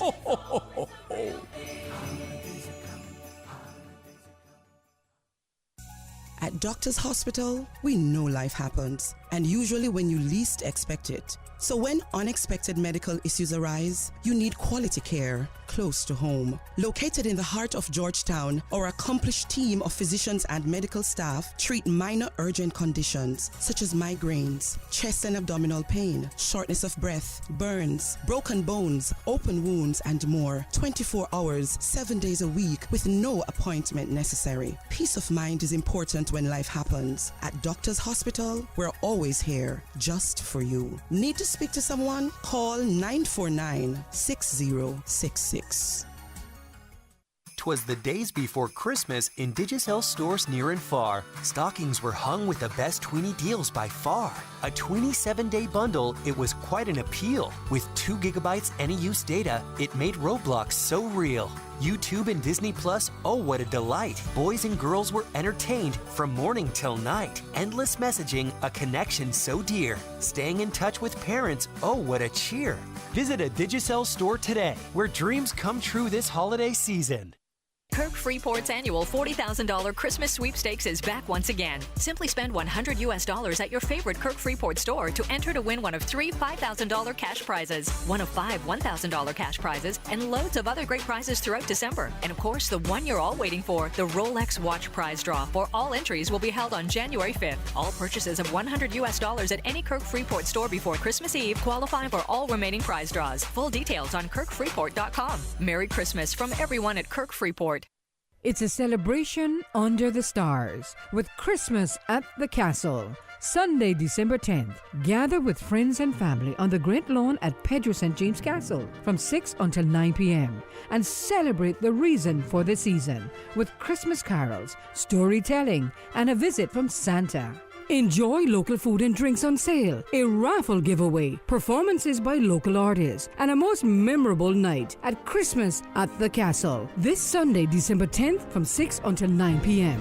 Admission is free. Christmas at the Castle is brought to you in partnership with Tortuga Rum Company, Kirk Freeport, and Custom Concepts. For more information, call 947-3329 or email admin@pedrostjames.ky.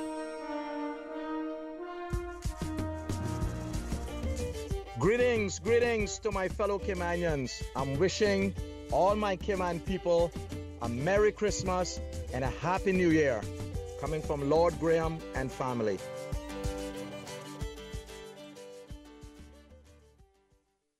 For the record, with Orrett Connor. Initiating system. For information that matters. For the record, with Orrett Connor. Continues right now on Radio Cayman. Good morning. Welcome back to For the Record. In the studio with me, Leader of the Opposition, Honourable Roy McTaggart, Deputy Leader and Member of Parliament, Mr. Joey Hugh. We have a caller and whole caller. Good morning. Welcome to For the Record. Yes, good morning, Mr. O'Connor. How are you doing? Good morning. I'm fine, sir. How are you? Okay, and good morning to the other members. Good morning, sir. And as it relates to the one-time honorarium, I know it mentioned civil servant. However, what about those public servants that are subsidized by government that does fall under different government umbrellas? Are they entitled to this one-time payment? Are you talking about statutory authorities and government companies, or? Yes, like you have some non-profit organization that does receive a yearly package from government to help with their funding,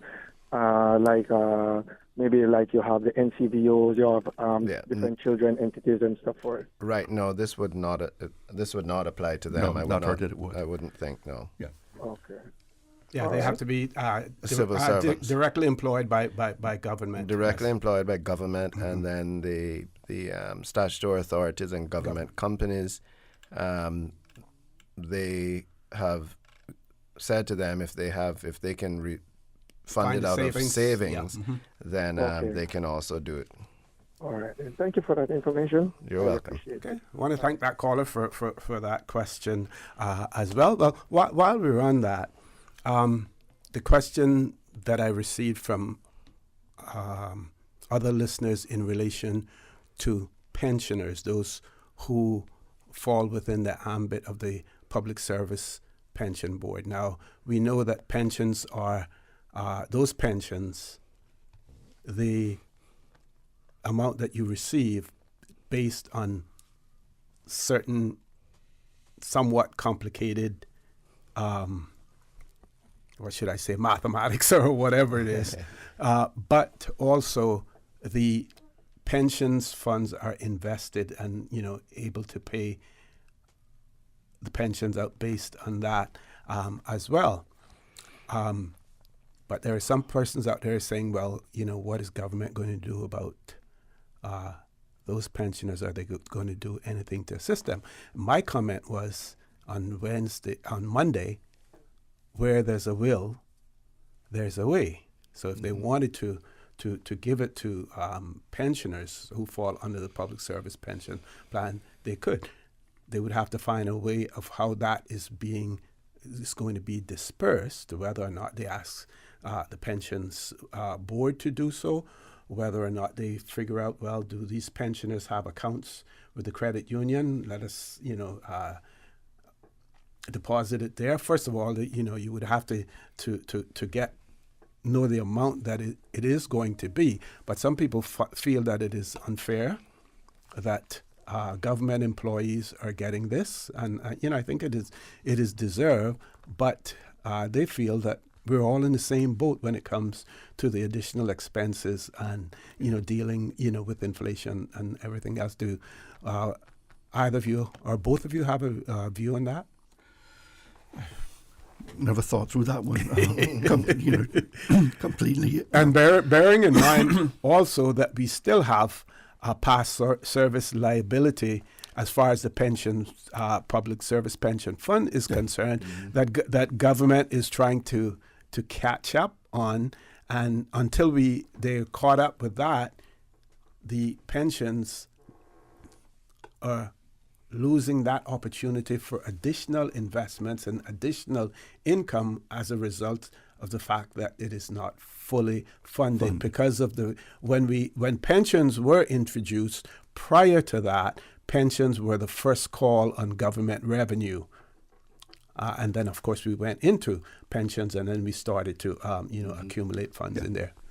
No, you are correct with that, OC. I want to say and agree with your statement that where there's a will, there is a way. Subject, of course, to the funding being there. Yes. I always say that. Preface it. But if I'm not mistaken, government pension schemes are inflation indexed. That they do receive adjustments every year based on the current inflation rate. Yes. So there is that segment of nowhere near $1,500. No. Well, you never know. It might be over the full year, depending on what your level is. I agree. But so there is some mitigation there with regard to the ability of these civil servants to be able to continue to have funds to meet their expenses. Government's pension scheme is unique, I think, in that regard. So that contributes in a big way too to the unfunded pension liability that exists. But when we speak of that, I do know that government continues every year to pay down money on that. Yes, they do. But every year that when that actuarial review is done, you find that the unfunded portion can either increase or it can decrease. I've seen years where it actually does decrease. Yeah, we have a caller. Let's grab the caller. Caller, good morning. Welcome to For the Record. Yeah, good morning. Good morning. Can you hear me? Yes, we can, but we're getting some background noise from you as well. You may, if you're on your speakerphone, you may want to come off it. Can you hear me better now? Not much better. How's that? Still hearing a lot of background noise. Okay, sorry. I'm on the headphones right now. Okay, I just want to make sure this is clear before I start speaking here. Okay, go right ahead. Can you hear me now? Go right ahead, yes. Yeah, good morning. Good morning, gentlemen. Good morning. Good morning. I'm not going to give my name because this is a small place. And in a small place, if you think you're anyone from the place, you should know the people that are speaking majority of the time. Okay, and if you don't, well, maybe you don't need to, because this is to those of yourselves that I'm speaking to right now, sirs. And you do hear me, right? Yeah, we're listening. Great, thank you. I'm in tourism. I am from, I believe it's like 5 families. I'm literally up on 2 or 3 of the families in tourism. I grew up in the tourist industry, all right?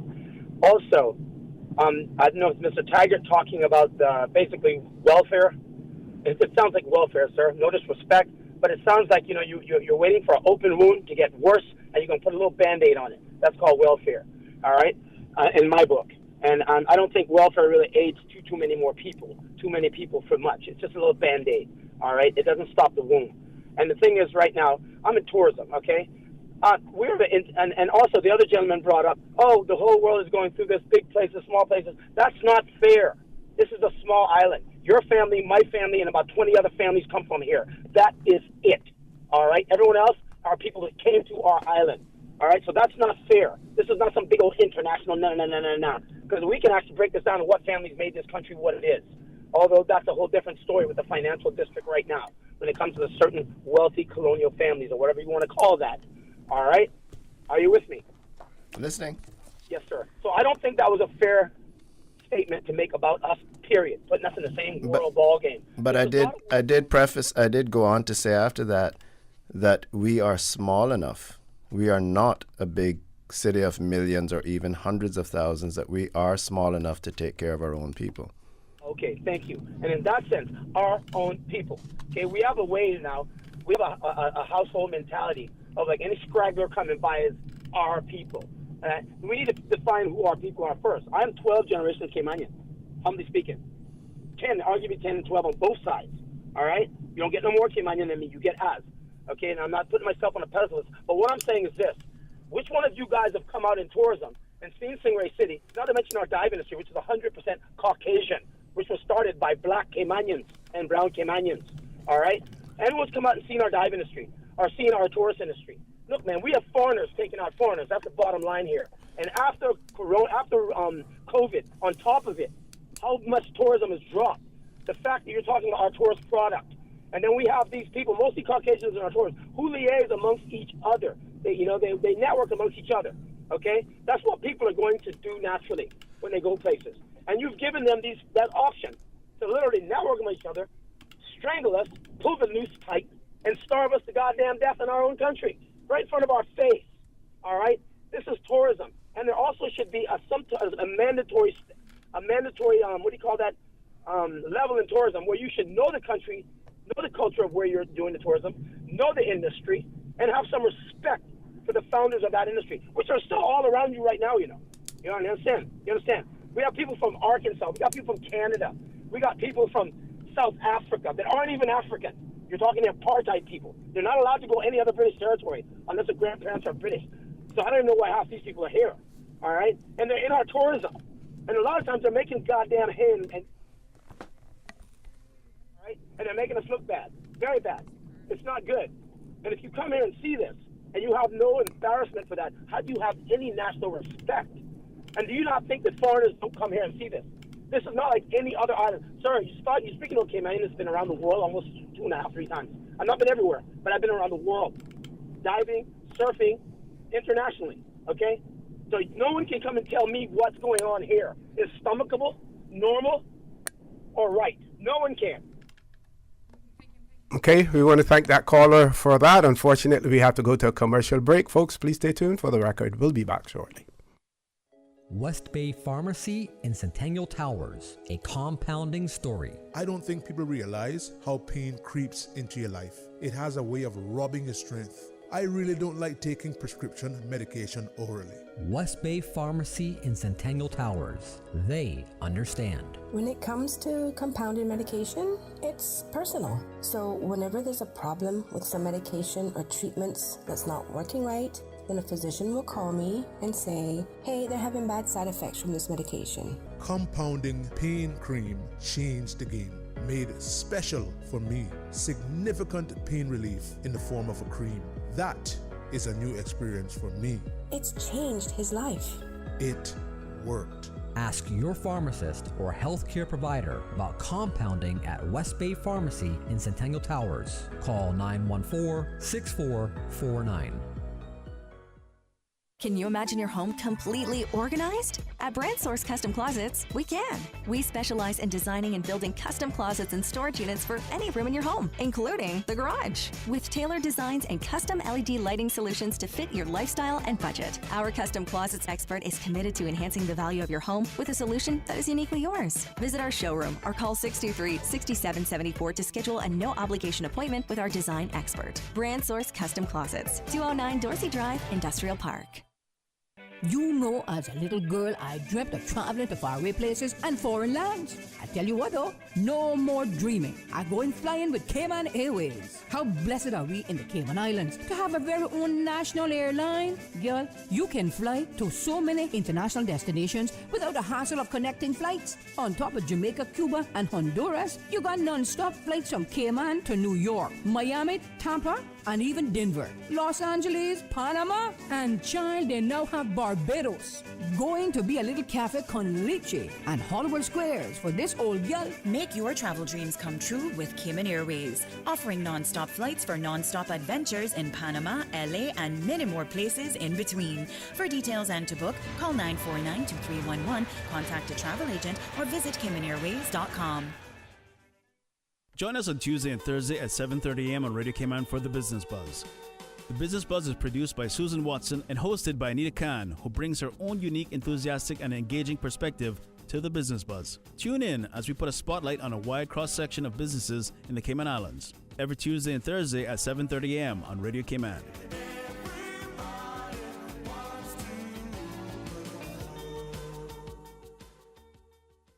For the record, with Orrett Connor. Initiating system. For information that matters.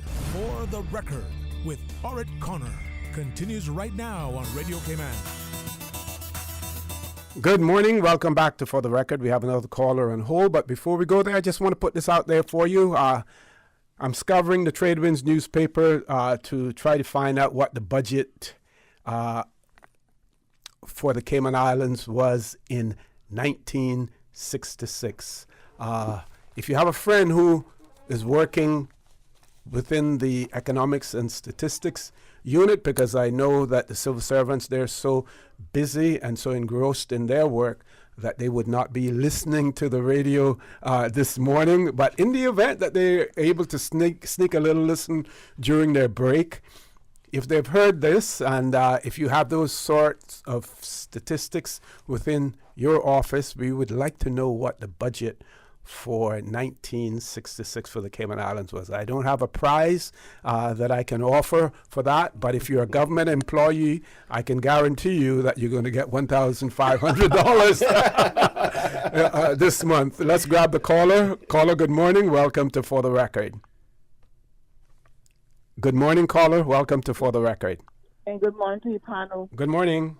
Yes, I called a couple of days ago in regards to Crichton Boulevard up here in Newland, where they're putting a structure down on both sides. So these huge poles, and apparently 2 poles are being missing right now. And I want to see if you guess there knows anything about a billboard going up across the Crichton Boulevard, close to the Prospect Primary School, and across where the government keeps their they got a place where to keep some fill and so forth. That's where we get to Point Dexter and Prospect Primary School. Does anybody know if that is a billboard going up there in the air? I am sorry, I have no idea. If it is, and I guess I don't know if the jury is still out on whether billboards of a more permanent stature are legal or require planning approval, but I would think that would be a question that perhaps planning could answer as to whether or not or what is being built there. But because, well, they had the road block off on Saturday for a while. They put these 4 silver-looking iron down into the roads to going, coming east to going, I guess they call it west, right straight across the road. And then they got this humongous piece of grill down there on the side of the road. It seems like it could be I could be wrong. It could be a billboard like what they got in the U.S. where showing you where it is so and so and so. Gantry. And now A they got gantry. two of the poles. They got two of the poles taken down now since the weekend. They took down. They was there Saturday and now yesterday. Now two poles are being missing on the side there by where the government got that. They use it for that landfill there with their extra dirt. That sounds like they're putting a gantry up, and that would be for the license plate readers, possibly speed cameras. But that would be my guess. Okay. Let's say that's what it's going to be, right? And it's pretty close to the corner, and the roundabout is there. And no disrespect to anyone, but the fact of the matter is, on the West Bay Road, they got these tunnels, and they got these overpass from the hotel to the next side of the hotel, whatever you want to call it, right? I mean, they have no exit there for an emergency in or out of West Bay. Now up here going east, they're going to put something in that magnitude across our street, knowing that there is 6 months just sitting here and fretting what weather going to come our way and how safe we're going to be. You want to tell me that it's not another way of reading these meters on these so-called cars that we got here, that the license plates are being faded out, and if the mold catches it, it is the hardest thing to rub off, because I'm experiencing it. So I don't know why we can go and do these things and we don't even notify our people on the island to see what we think and vote against it or vote for it. We put people in the house and they just come down here and do as they please and don't talk to us, because we're the one who have to drive under that if we have an emergency. Look at South Sound. Just about every house on South Sound has a tree hanging over the main street, and it's their trees. And no one is making sure that they cut these limbs off during hurricane or no hurricane. They are detrimental to the people of these islands, and now we're going to go and have probably something across the two streets, one going east, one going west, to pick up license plates. When we got police departments, we got meters on the road, we got cameras on the road, we still don't need the police department. And see, Hugh, Saturday there was a road fender bender under the tunnel there by Royal Palm. And I went through there 2 to 3 times. And those people are still there waiting for a police officer to come, I assume. I don't know what's going on with this island. What are they thinking? I mean, that thing that could drop down and kill half a dozen of us trying to get to Newlands or coming from east want to go to town, and we can't go west if anything happens to their tunnels. I mean, they're blocking us in left, right, and center. But anyhow, we need some answers, because nobody's telling us what they're doing to our island. They're just putting up and don't even need our opinion on anything, but yet they knock our doors down for voting when voting time comes. This got to be stopped. I'm here in Newlands for 2 years now, and nothing has been done in Newlands for the last 2 years. Nothing. I can't see it. So I don't know what's going to happen, but I would, ma'am, if I were you, you could contact the National Roads Authority of your concerns about the trees and the gantries, because that is their responsibility, and then I would contact your representative for Newlands, and if you can't get your answers. I know what you're saying, Mr. Hugh. I agree with 100%.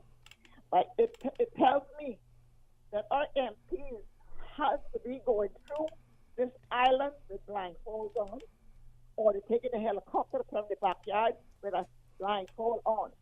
We do not need to contact nobody. They're the people that contact us and make sure that we are safe and tell us what they're putting out there. People are putting buildings down, and they don't even have a sign up stating what they are building on this location. Why? They don't want anyone to come to apply for a job, but they got a sign up stating hard hats on site, no job available or something in that category. Where have we got lost in planning?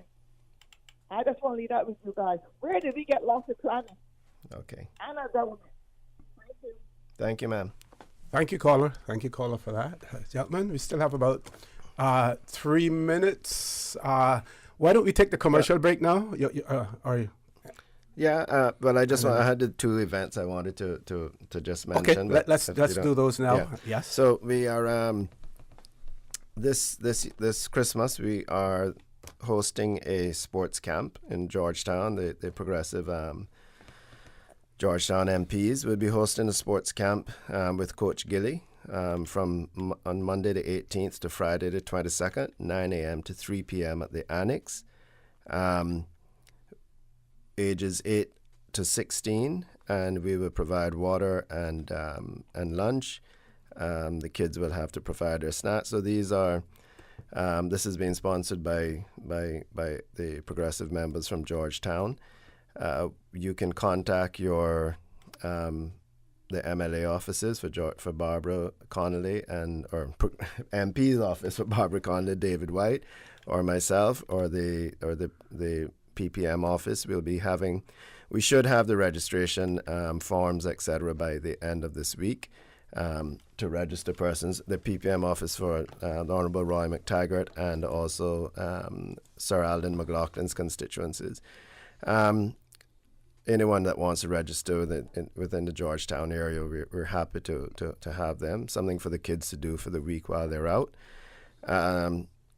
Also, we will be hosting our annual seniors lunch at Sir Alden's on Sunday the 17th of December at 1 p.m. And again, if you want more information on that, please reach out and contact one of our MP offices, and we'll be happy to provide the information. So a couple of activities during the Christmas break.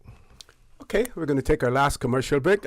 We have two callers. Okay, when we return, we're going to accommodate those two callers. We're going to ask them to please be as brief as possible. We'll probably have about 10, 12 minutes left when we return from the commercial break. Please stay tuned for the record. We'll be back shortly.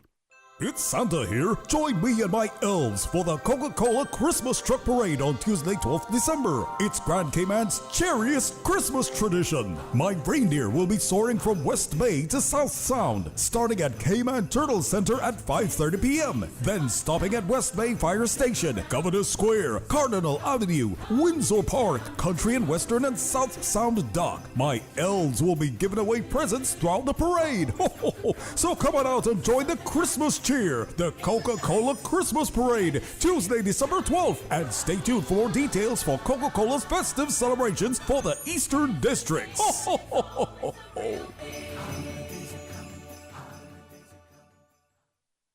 West Bay Pharmacy in Centennial Towers, a compounding story. I don't think people realize how pain creeps into your life. It has a way of robbing your strength. I really don't like taking prescription medication orally. West Bay Pharmacy in Centennial Towers. They understand. When it comes to compounded medication, it's personal. So whenever there's a problem with some medication or treatments that's not working right, then a physician will call me and say, hey, they're having bad side effects from this medication. Compounding pain cream changed the game. Made special for me. Significant pain relief in the form of a cream. That is a new experience for me. It's changed his life.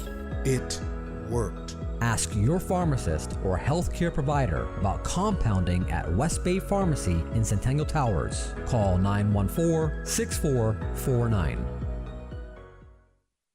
You know, as a little girl, I dreamt of traveling to faraway places and foreign lands. I tell you what though, no more dreaming. I'm going flying with Cayman Airways. How blessed are we in the Cayman Islands to have a very own national airline? Girl, you can fly to so many international destinations without the hassle of connecting flights. On top of Jamaica, Cuba, and Honduras, you got non-stop flights from Cayman to New York, Miami, Tampa, and even Denver, Los Angeles, Panama, and child, they now have Barbados.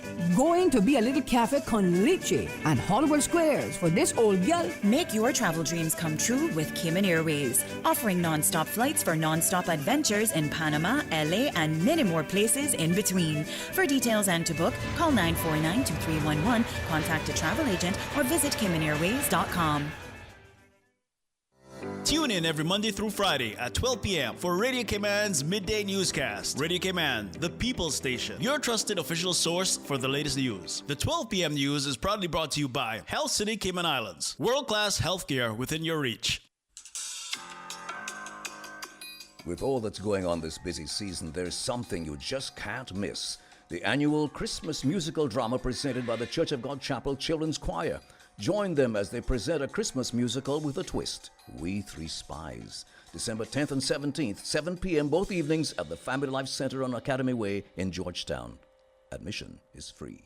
Water Authority Cayman wishes to advise its valued customers of the following holiday hours at both its Grand Cayman and Cayman Brac offices. Friday, 22nd of December 2023, office hours 8:30 a.m. until 12 p.m. Cashiers will close at 11 a.m. Office will reopen on Wednesday, 27th of December. Friday, the 29th of December 2023, office hours will be 8:30 a.m. until 12 p.m. Cashiers will close at 11 a.m. Office will reopen Tuesday, 2nd of January 2024. The board, management and staff of the Water Authority wish its customers and the public a safe and a healthy holiday season. For the record, with Orrett Connor. Initiating system. For information that matters. For the record, with Orrett Connor. Continues right now on Radio Cayman. Good morning. Welcome back to For the Record. We're in the last leg of the show this morning. 2 callers left. Let's grab the callers. Caller, good morning. Welcome to For the Record. Good morning, caller. Welcome to For the Record. Good morning, OC. Good morning. Good morning. How are you, my friend? I'm good, my friend. I'm good. Good morning to your panel, dear. Morning, Good sir. morning. I just want to make something quickly said before you go. I was notified by certain, or more than a certain amount of members here on the block about their senior citizens that are Skyping and money that they're supposed to be receiving. Some of them are receiving the full amount that they're supposed to be getting, and the majority of them are not receiving what they're supposed to be getting. I think it's so unfair across the board that some is receiving and some ain't. I don't know if that's something that you all could look into and find out what's happening there. And also, if you all could look in and or mention regarding pensioners like myself.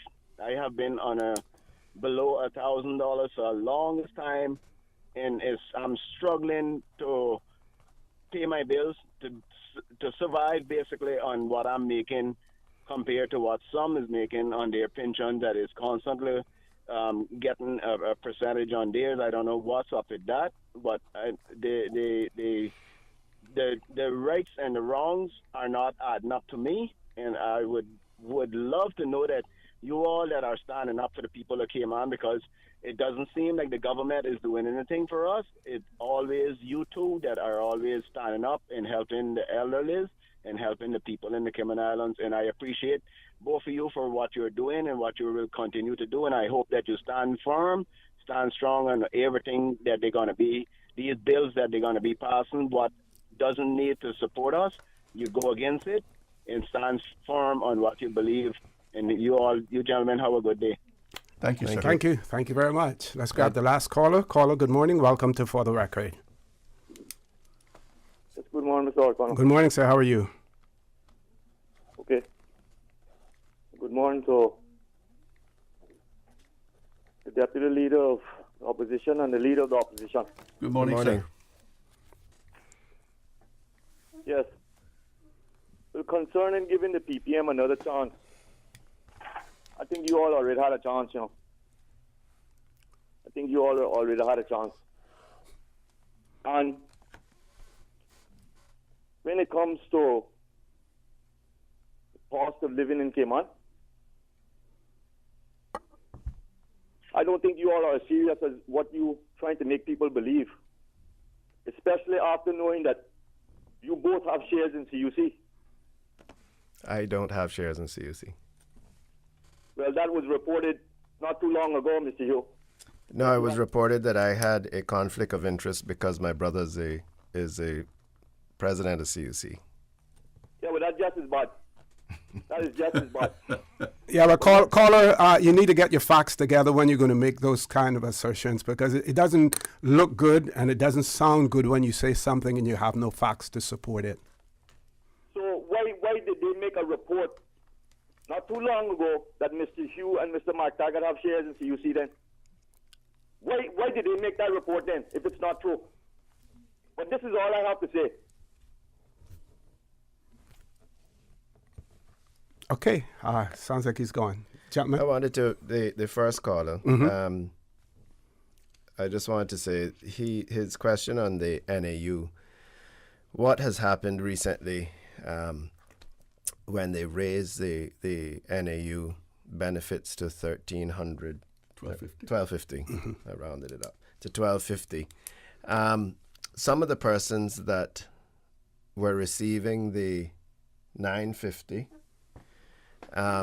became disqualified because they were receiving the $1,250.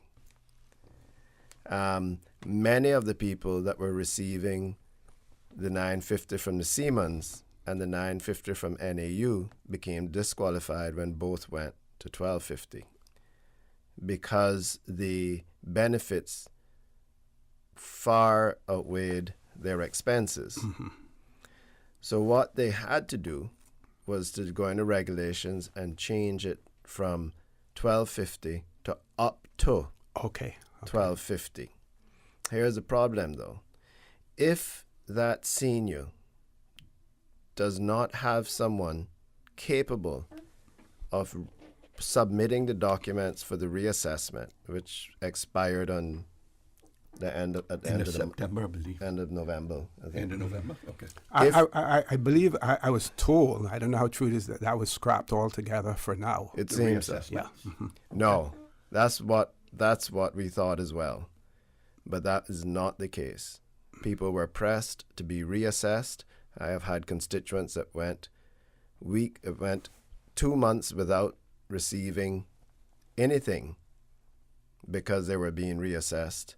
In that particular case, the issue was that it was two persons who live in the same home. And so what they had decided to do, that they were only going to provide a benefit to one person because at the new amount that could cover them. But while the reassessment was happening, they missed it. So there was a lot of confusion. If you didn't have someone to help you or have someone, you can be, and a lot of people just accepted it that they were no longer that they no longer qualified for NAU.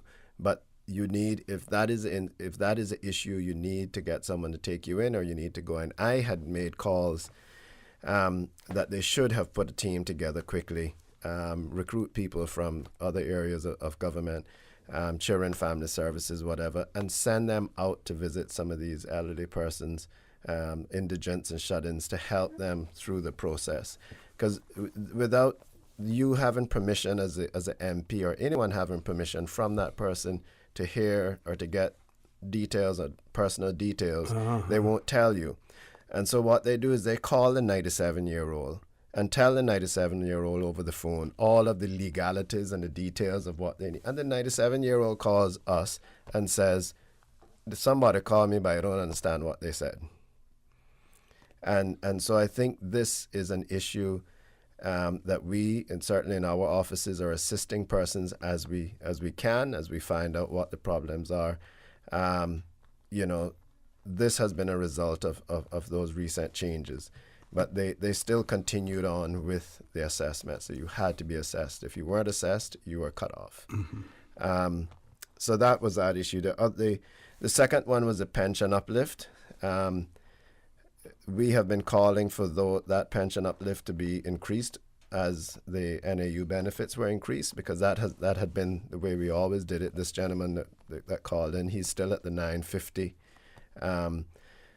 More than likely, he was at a time was a civil servant when they introduced the pension regime, and was not there long enough to be able to receive the full benefits of the pension. So those persons certainly should get an uplift to what is considered by the government, just by the NAU, $1,250 to be at least a minimum to live. So just that's my view on those two things.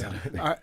Just before your closing comments, one of the things that I advocated for was that I believe that in this NAU situation, in terms of the reassessment, that they need to basically grandfather some people in. You have, people in their mid and upper 80s, early 90s who fall within that category. You have people who don't have the necessary documentation.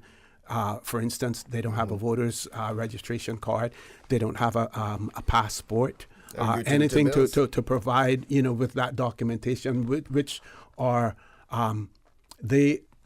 you must provide those things. It's mandatory that you provide those.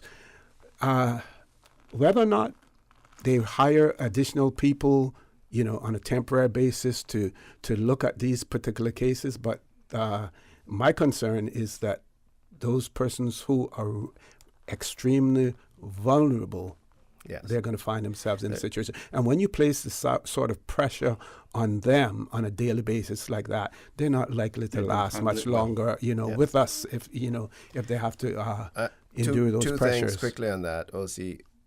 What they should have done, in my opinion, was if a person is accustomed to living, let me take the two elderly people living in one household. They were getting the $950 each, right? So they were living on $1,900, right? Now they have cut them down to $1,250. Now they're saying the $1,250 can cover the bills. Previously, $950 couldn't. But the fact remains that over the years, they have become accustomed to living with $1,900. Now all of a sudden, you've cut them down to $1,250 and told them that they need to realize savings to live within that $1,250. But if, let's say, for instance, if they were eating on a healthy diet or something like that, they have to know. Now that when the regime, the amount went up, they should have just, if those persons did not qualify for $2,500, they should have left them at the $1,900. Just leave them at the $1,900. And, so that was my feeling. And second part of, and I've said it here on the show before and in the house, the folks at NAU have been extremely helpful as much as they can under the law. I feel that they actually need a field team. Yeah. They need a field team. Let me give you a very quick example and I'll cut it off. I had a gentleman that did not receive or was not qualified for help. When I finally got through to someone, because I know they are very busy, when I finally got through to someone, they said to me, well, the gentleman doesn't have any bills, no utility bills. And he says that he makes $250 every now. But what the gentleman said was, if he got hired to do a little job, he would make $250. But he hadn't had a job in 6 months. Right? And the reason he didn't submit any utility bills is because he had not had electricity or water for a year. Wow. So if there was a field team and his house is leaking, etc., if there was a field team, they would have went out and saw that the gentleman run a check to see, go talk to him and realize that he has no electricity, no water, his roof is leaking, and no, he isn't working. So that's my quick perspective on it. Yeah. Mr. Leader, anything? Nothing much else that I could add to what he said. I mean, just perfect. Closing comments? Any closing comments? Yeah, sure. No, just to thank you again to OC as always for hosting us this morning. Remind public of the elderly person's Christmas party that's going to be taking place at Sir Alden's on the Sunday the 17th from 1 to 4 p.m. and invite them to come out, enjoy a good day of fun and fellowship with us, and that'll be my 2 cents. No, and thank you for having us on, and I encourage the listening public to tune in on Friday, certainly, and the budget. Listen to the budget. I know that the Honourable Premier will be making a budget address, and she will also be doing a policy statement address. So this will be the first time that we'll hear from the new government what their strategic policies will be for the upcoming remainder of their term. And so I would encourage everyone to listen in and certainly tune in next week to the debates and hear what's happening. Okay, I want to thank you all for being here. Hopefully, the 15th is the last day for the year for the record. Not sure whether or not you will get an opportunity to come back on, but you're going to probably be in Parliament during that period of time as well. We won't. Yes. So I want to thank everyone who's listening this morning. Want to remind you that we are brothers and our sisters keepers. There is always someone out there who's less fortunate than we are, and I ask you to extend a helping hand to them, because we want to consider those who need, not necessarily those who want, especially during this season of giving as well. Continue to support your radio station, Radio Cayman. Join Sterling Dweeny Banks at 12:15 for Talk Today. And as usual, we ask the good Lord to bless these three beautiful, wonderful Cayman Islands. For the record, proudly brought to you by Coca-Cola. Available across the Cayman Islands from Tortuga Distributors. Accept no substitutes. Taste the feeling with Coca-Cola. Brand Source Home Gallery. Inspiring luxury. And JN Money. From abroad to yard. Fast, affordable, convenient. Doctor's Hospital. Peace of mind is important when life happens. Doctor's Hospital. Always there for you. Call 949-6066. And Cayman Airways. Call them on 949-2311 to book your nonstop flights to Los Angeles and Panama. And now, Barbados. And Digicel, Cayman's bigger, better network. Follow Radio Cayman on Twitter. All the latest information, breaking news, community events, and more. Follow us at twitter.com/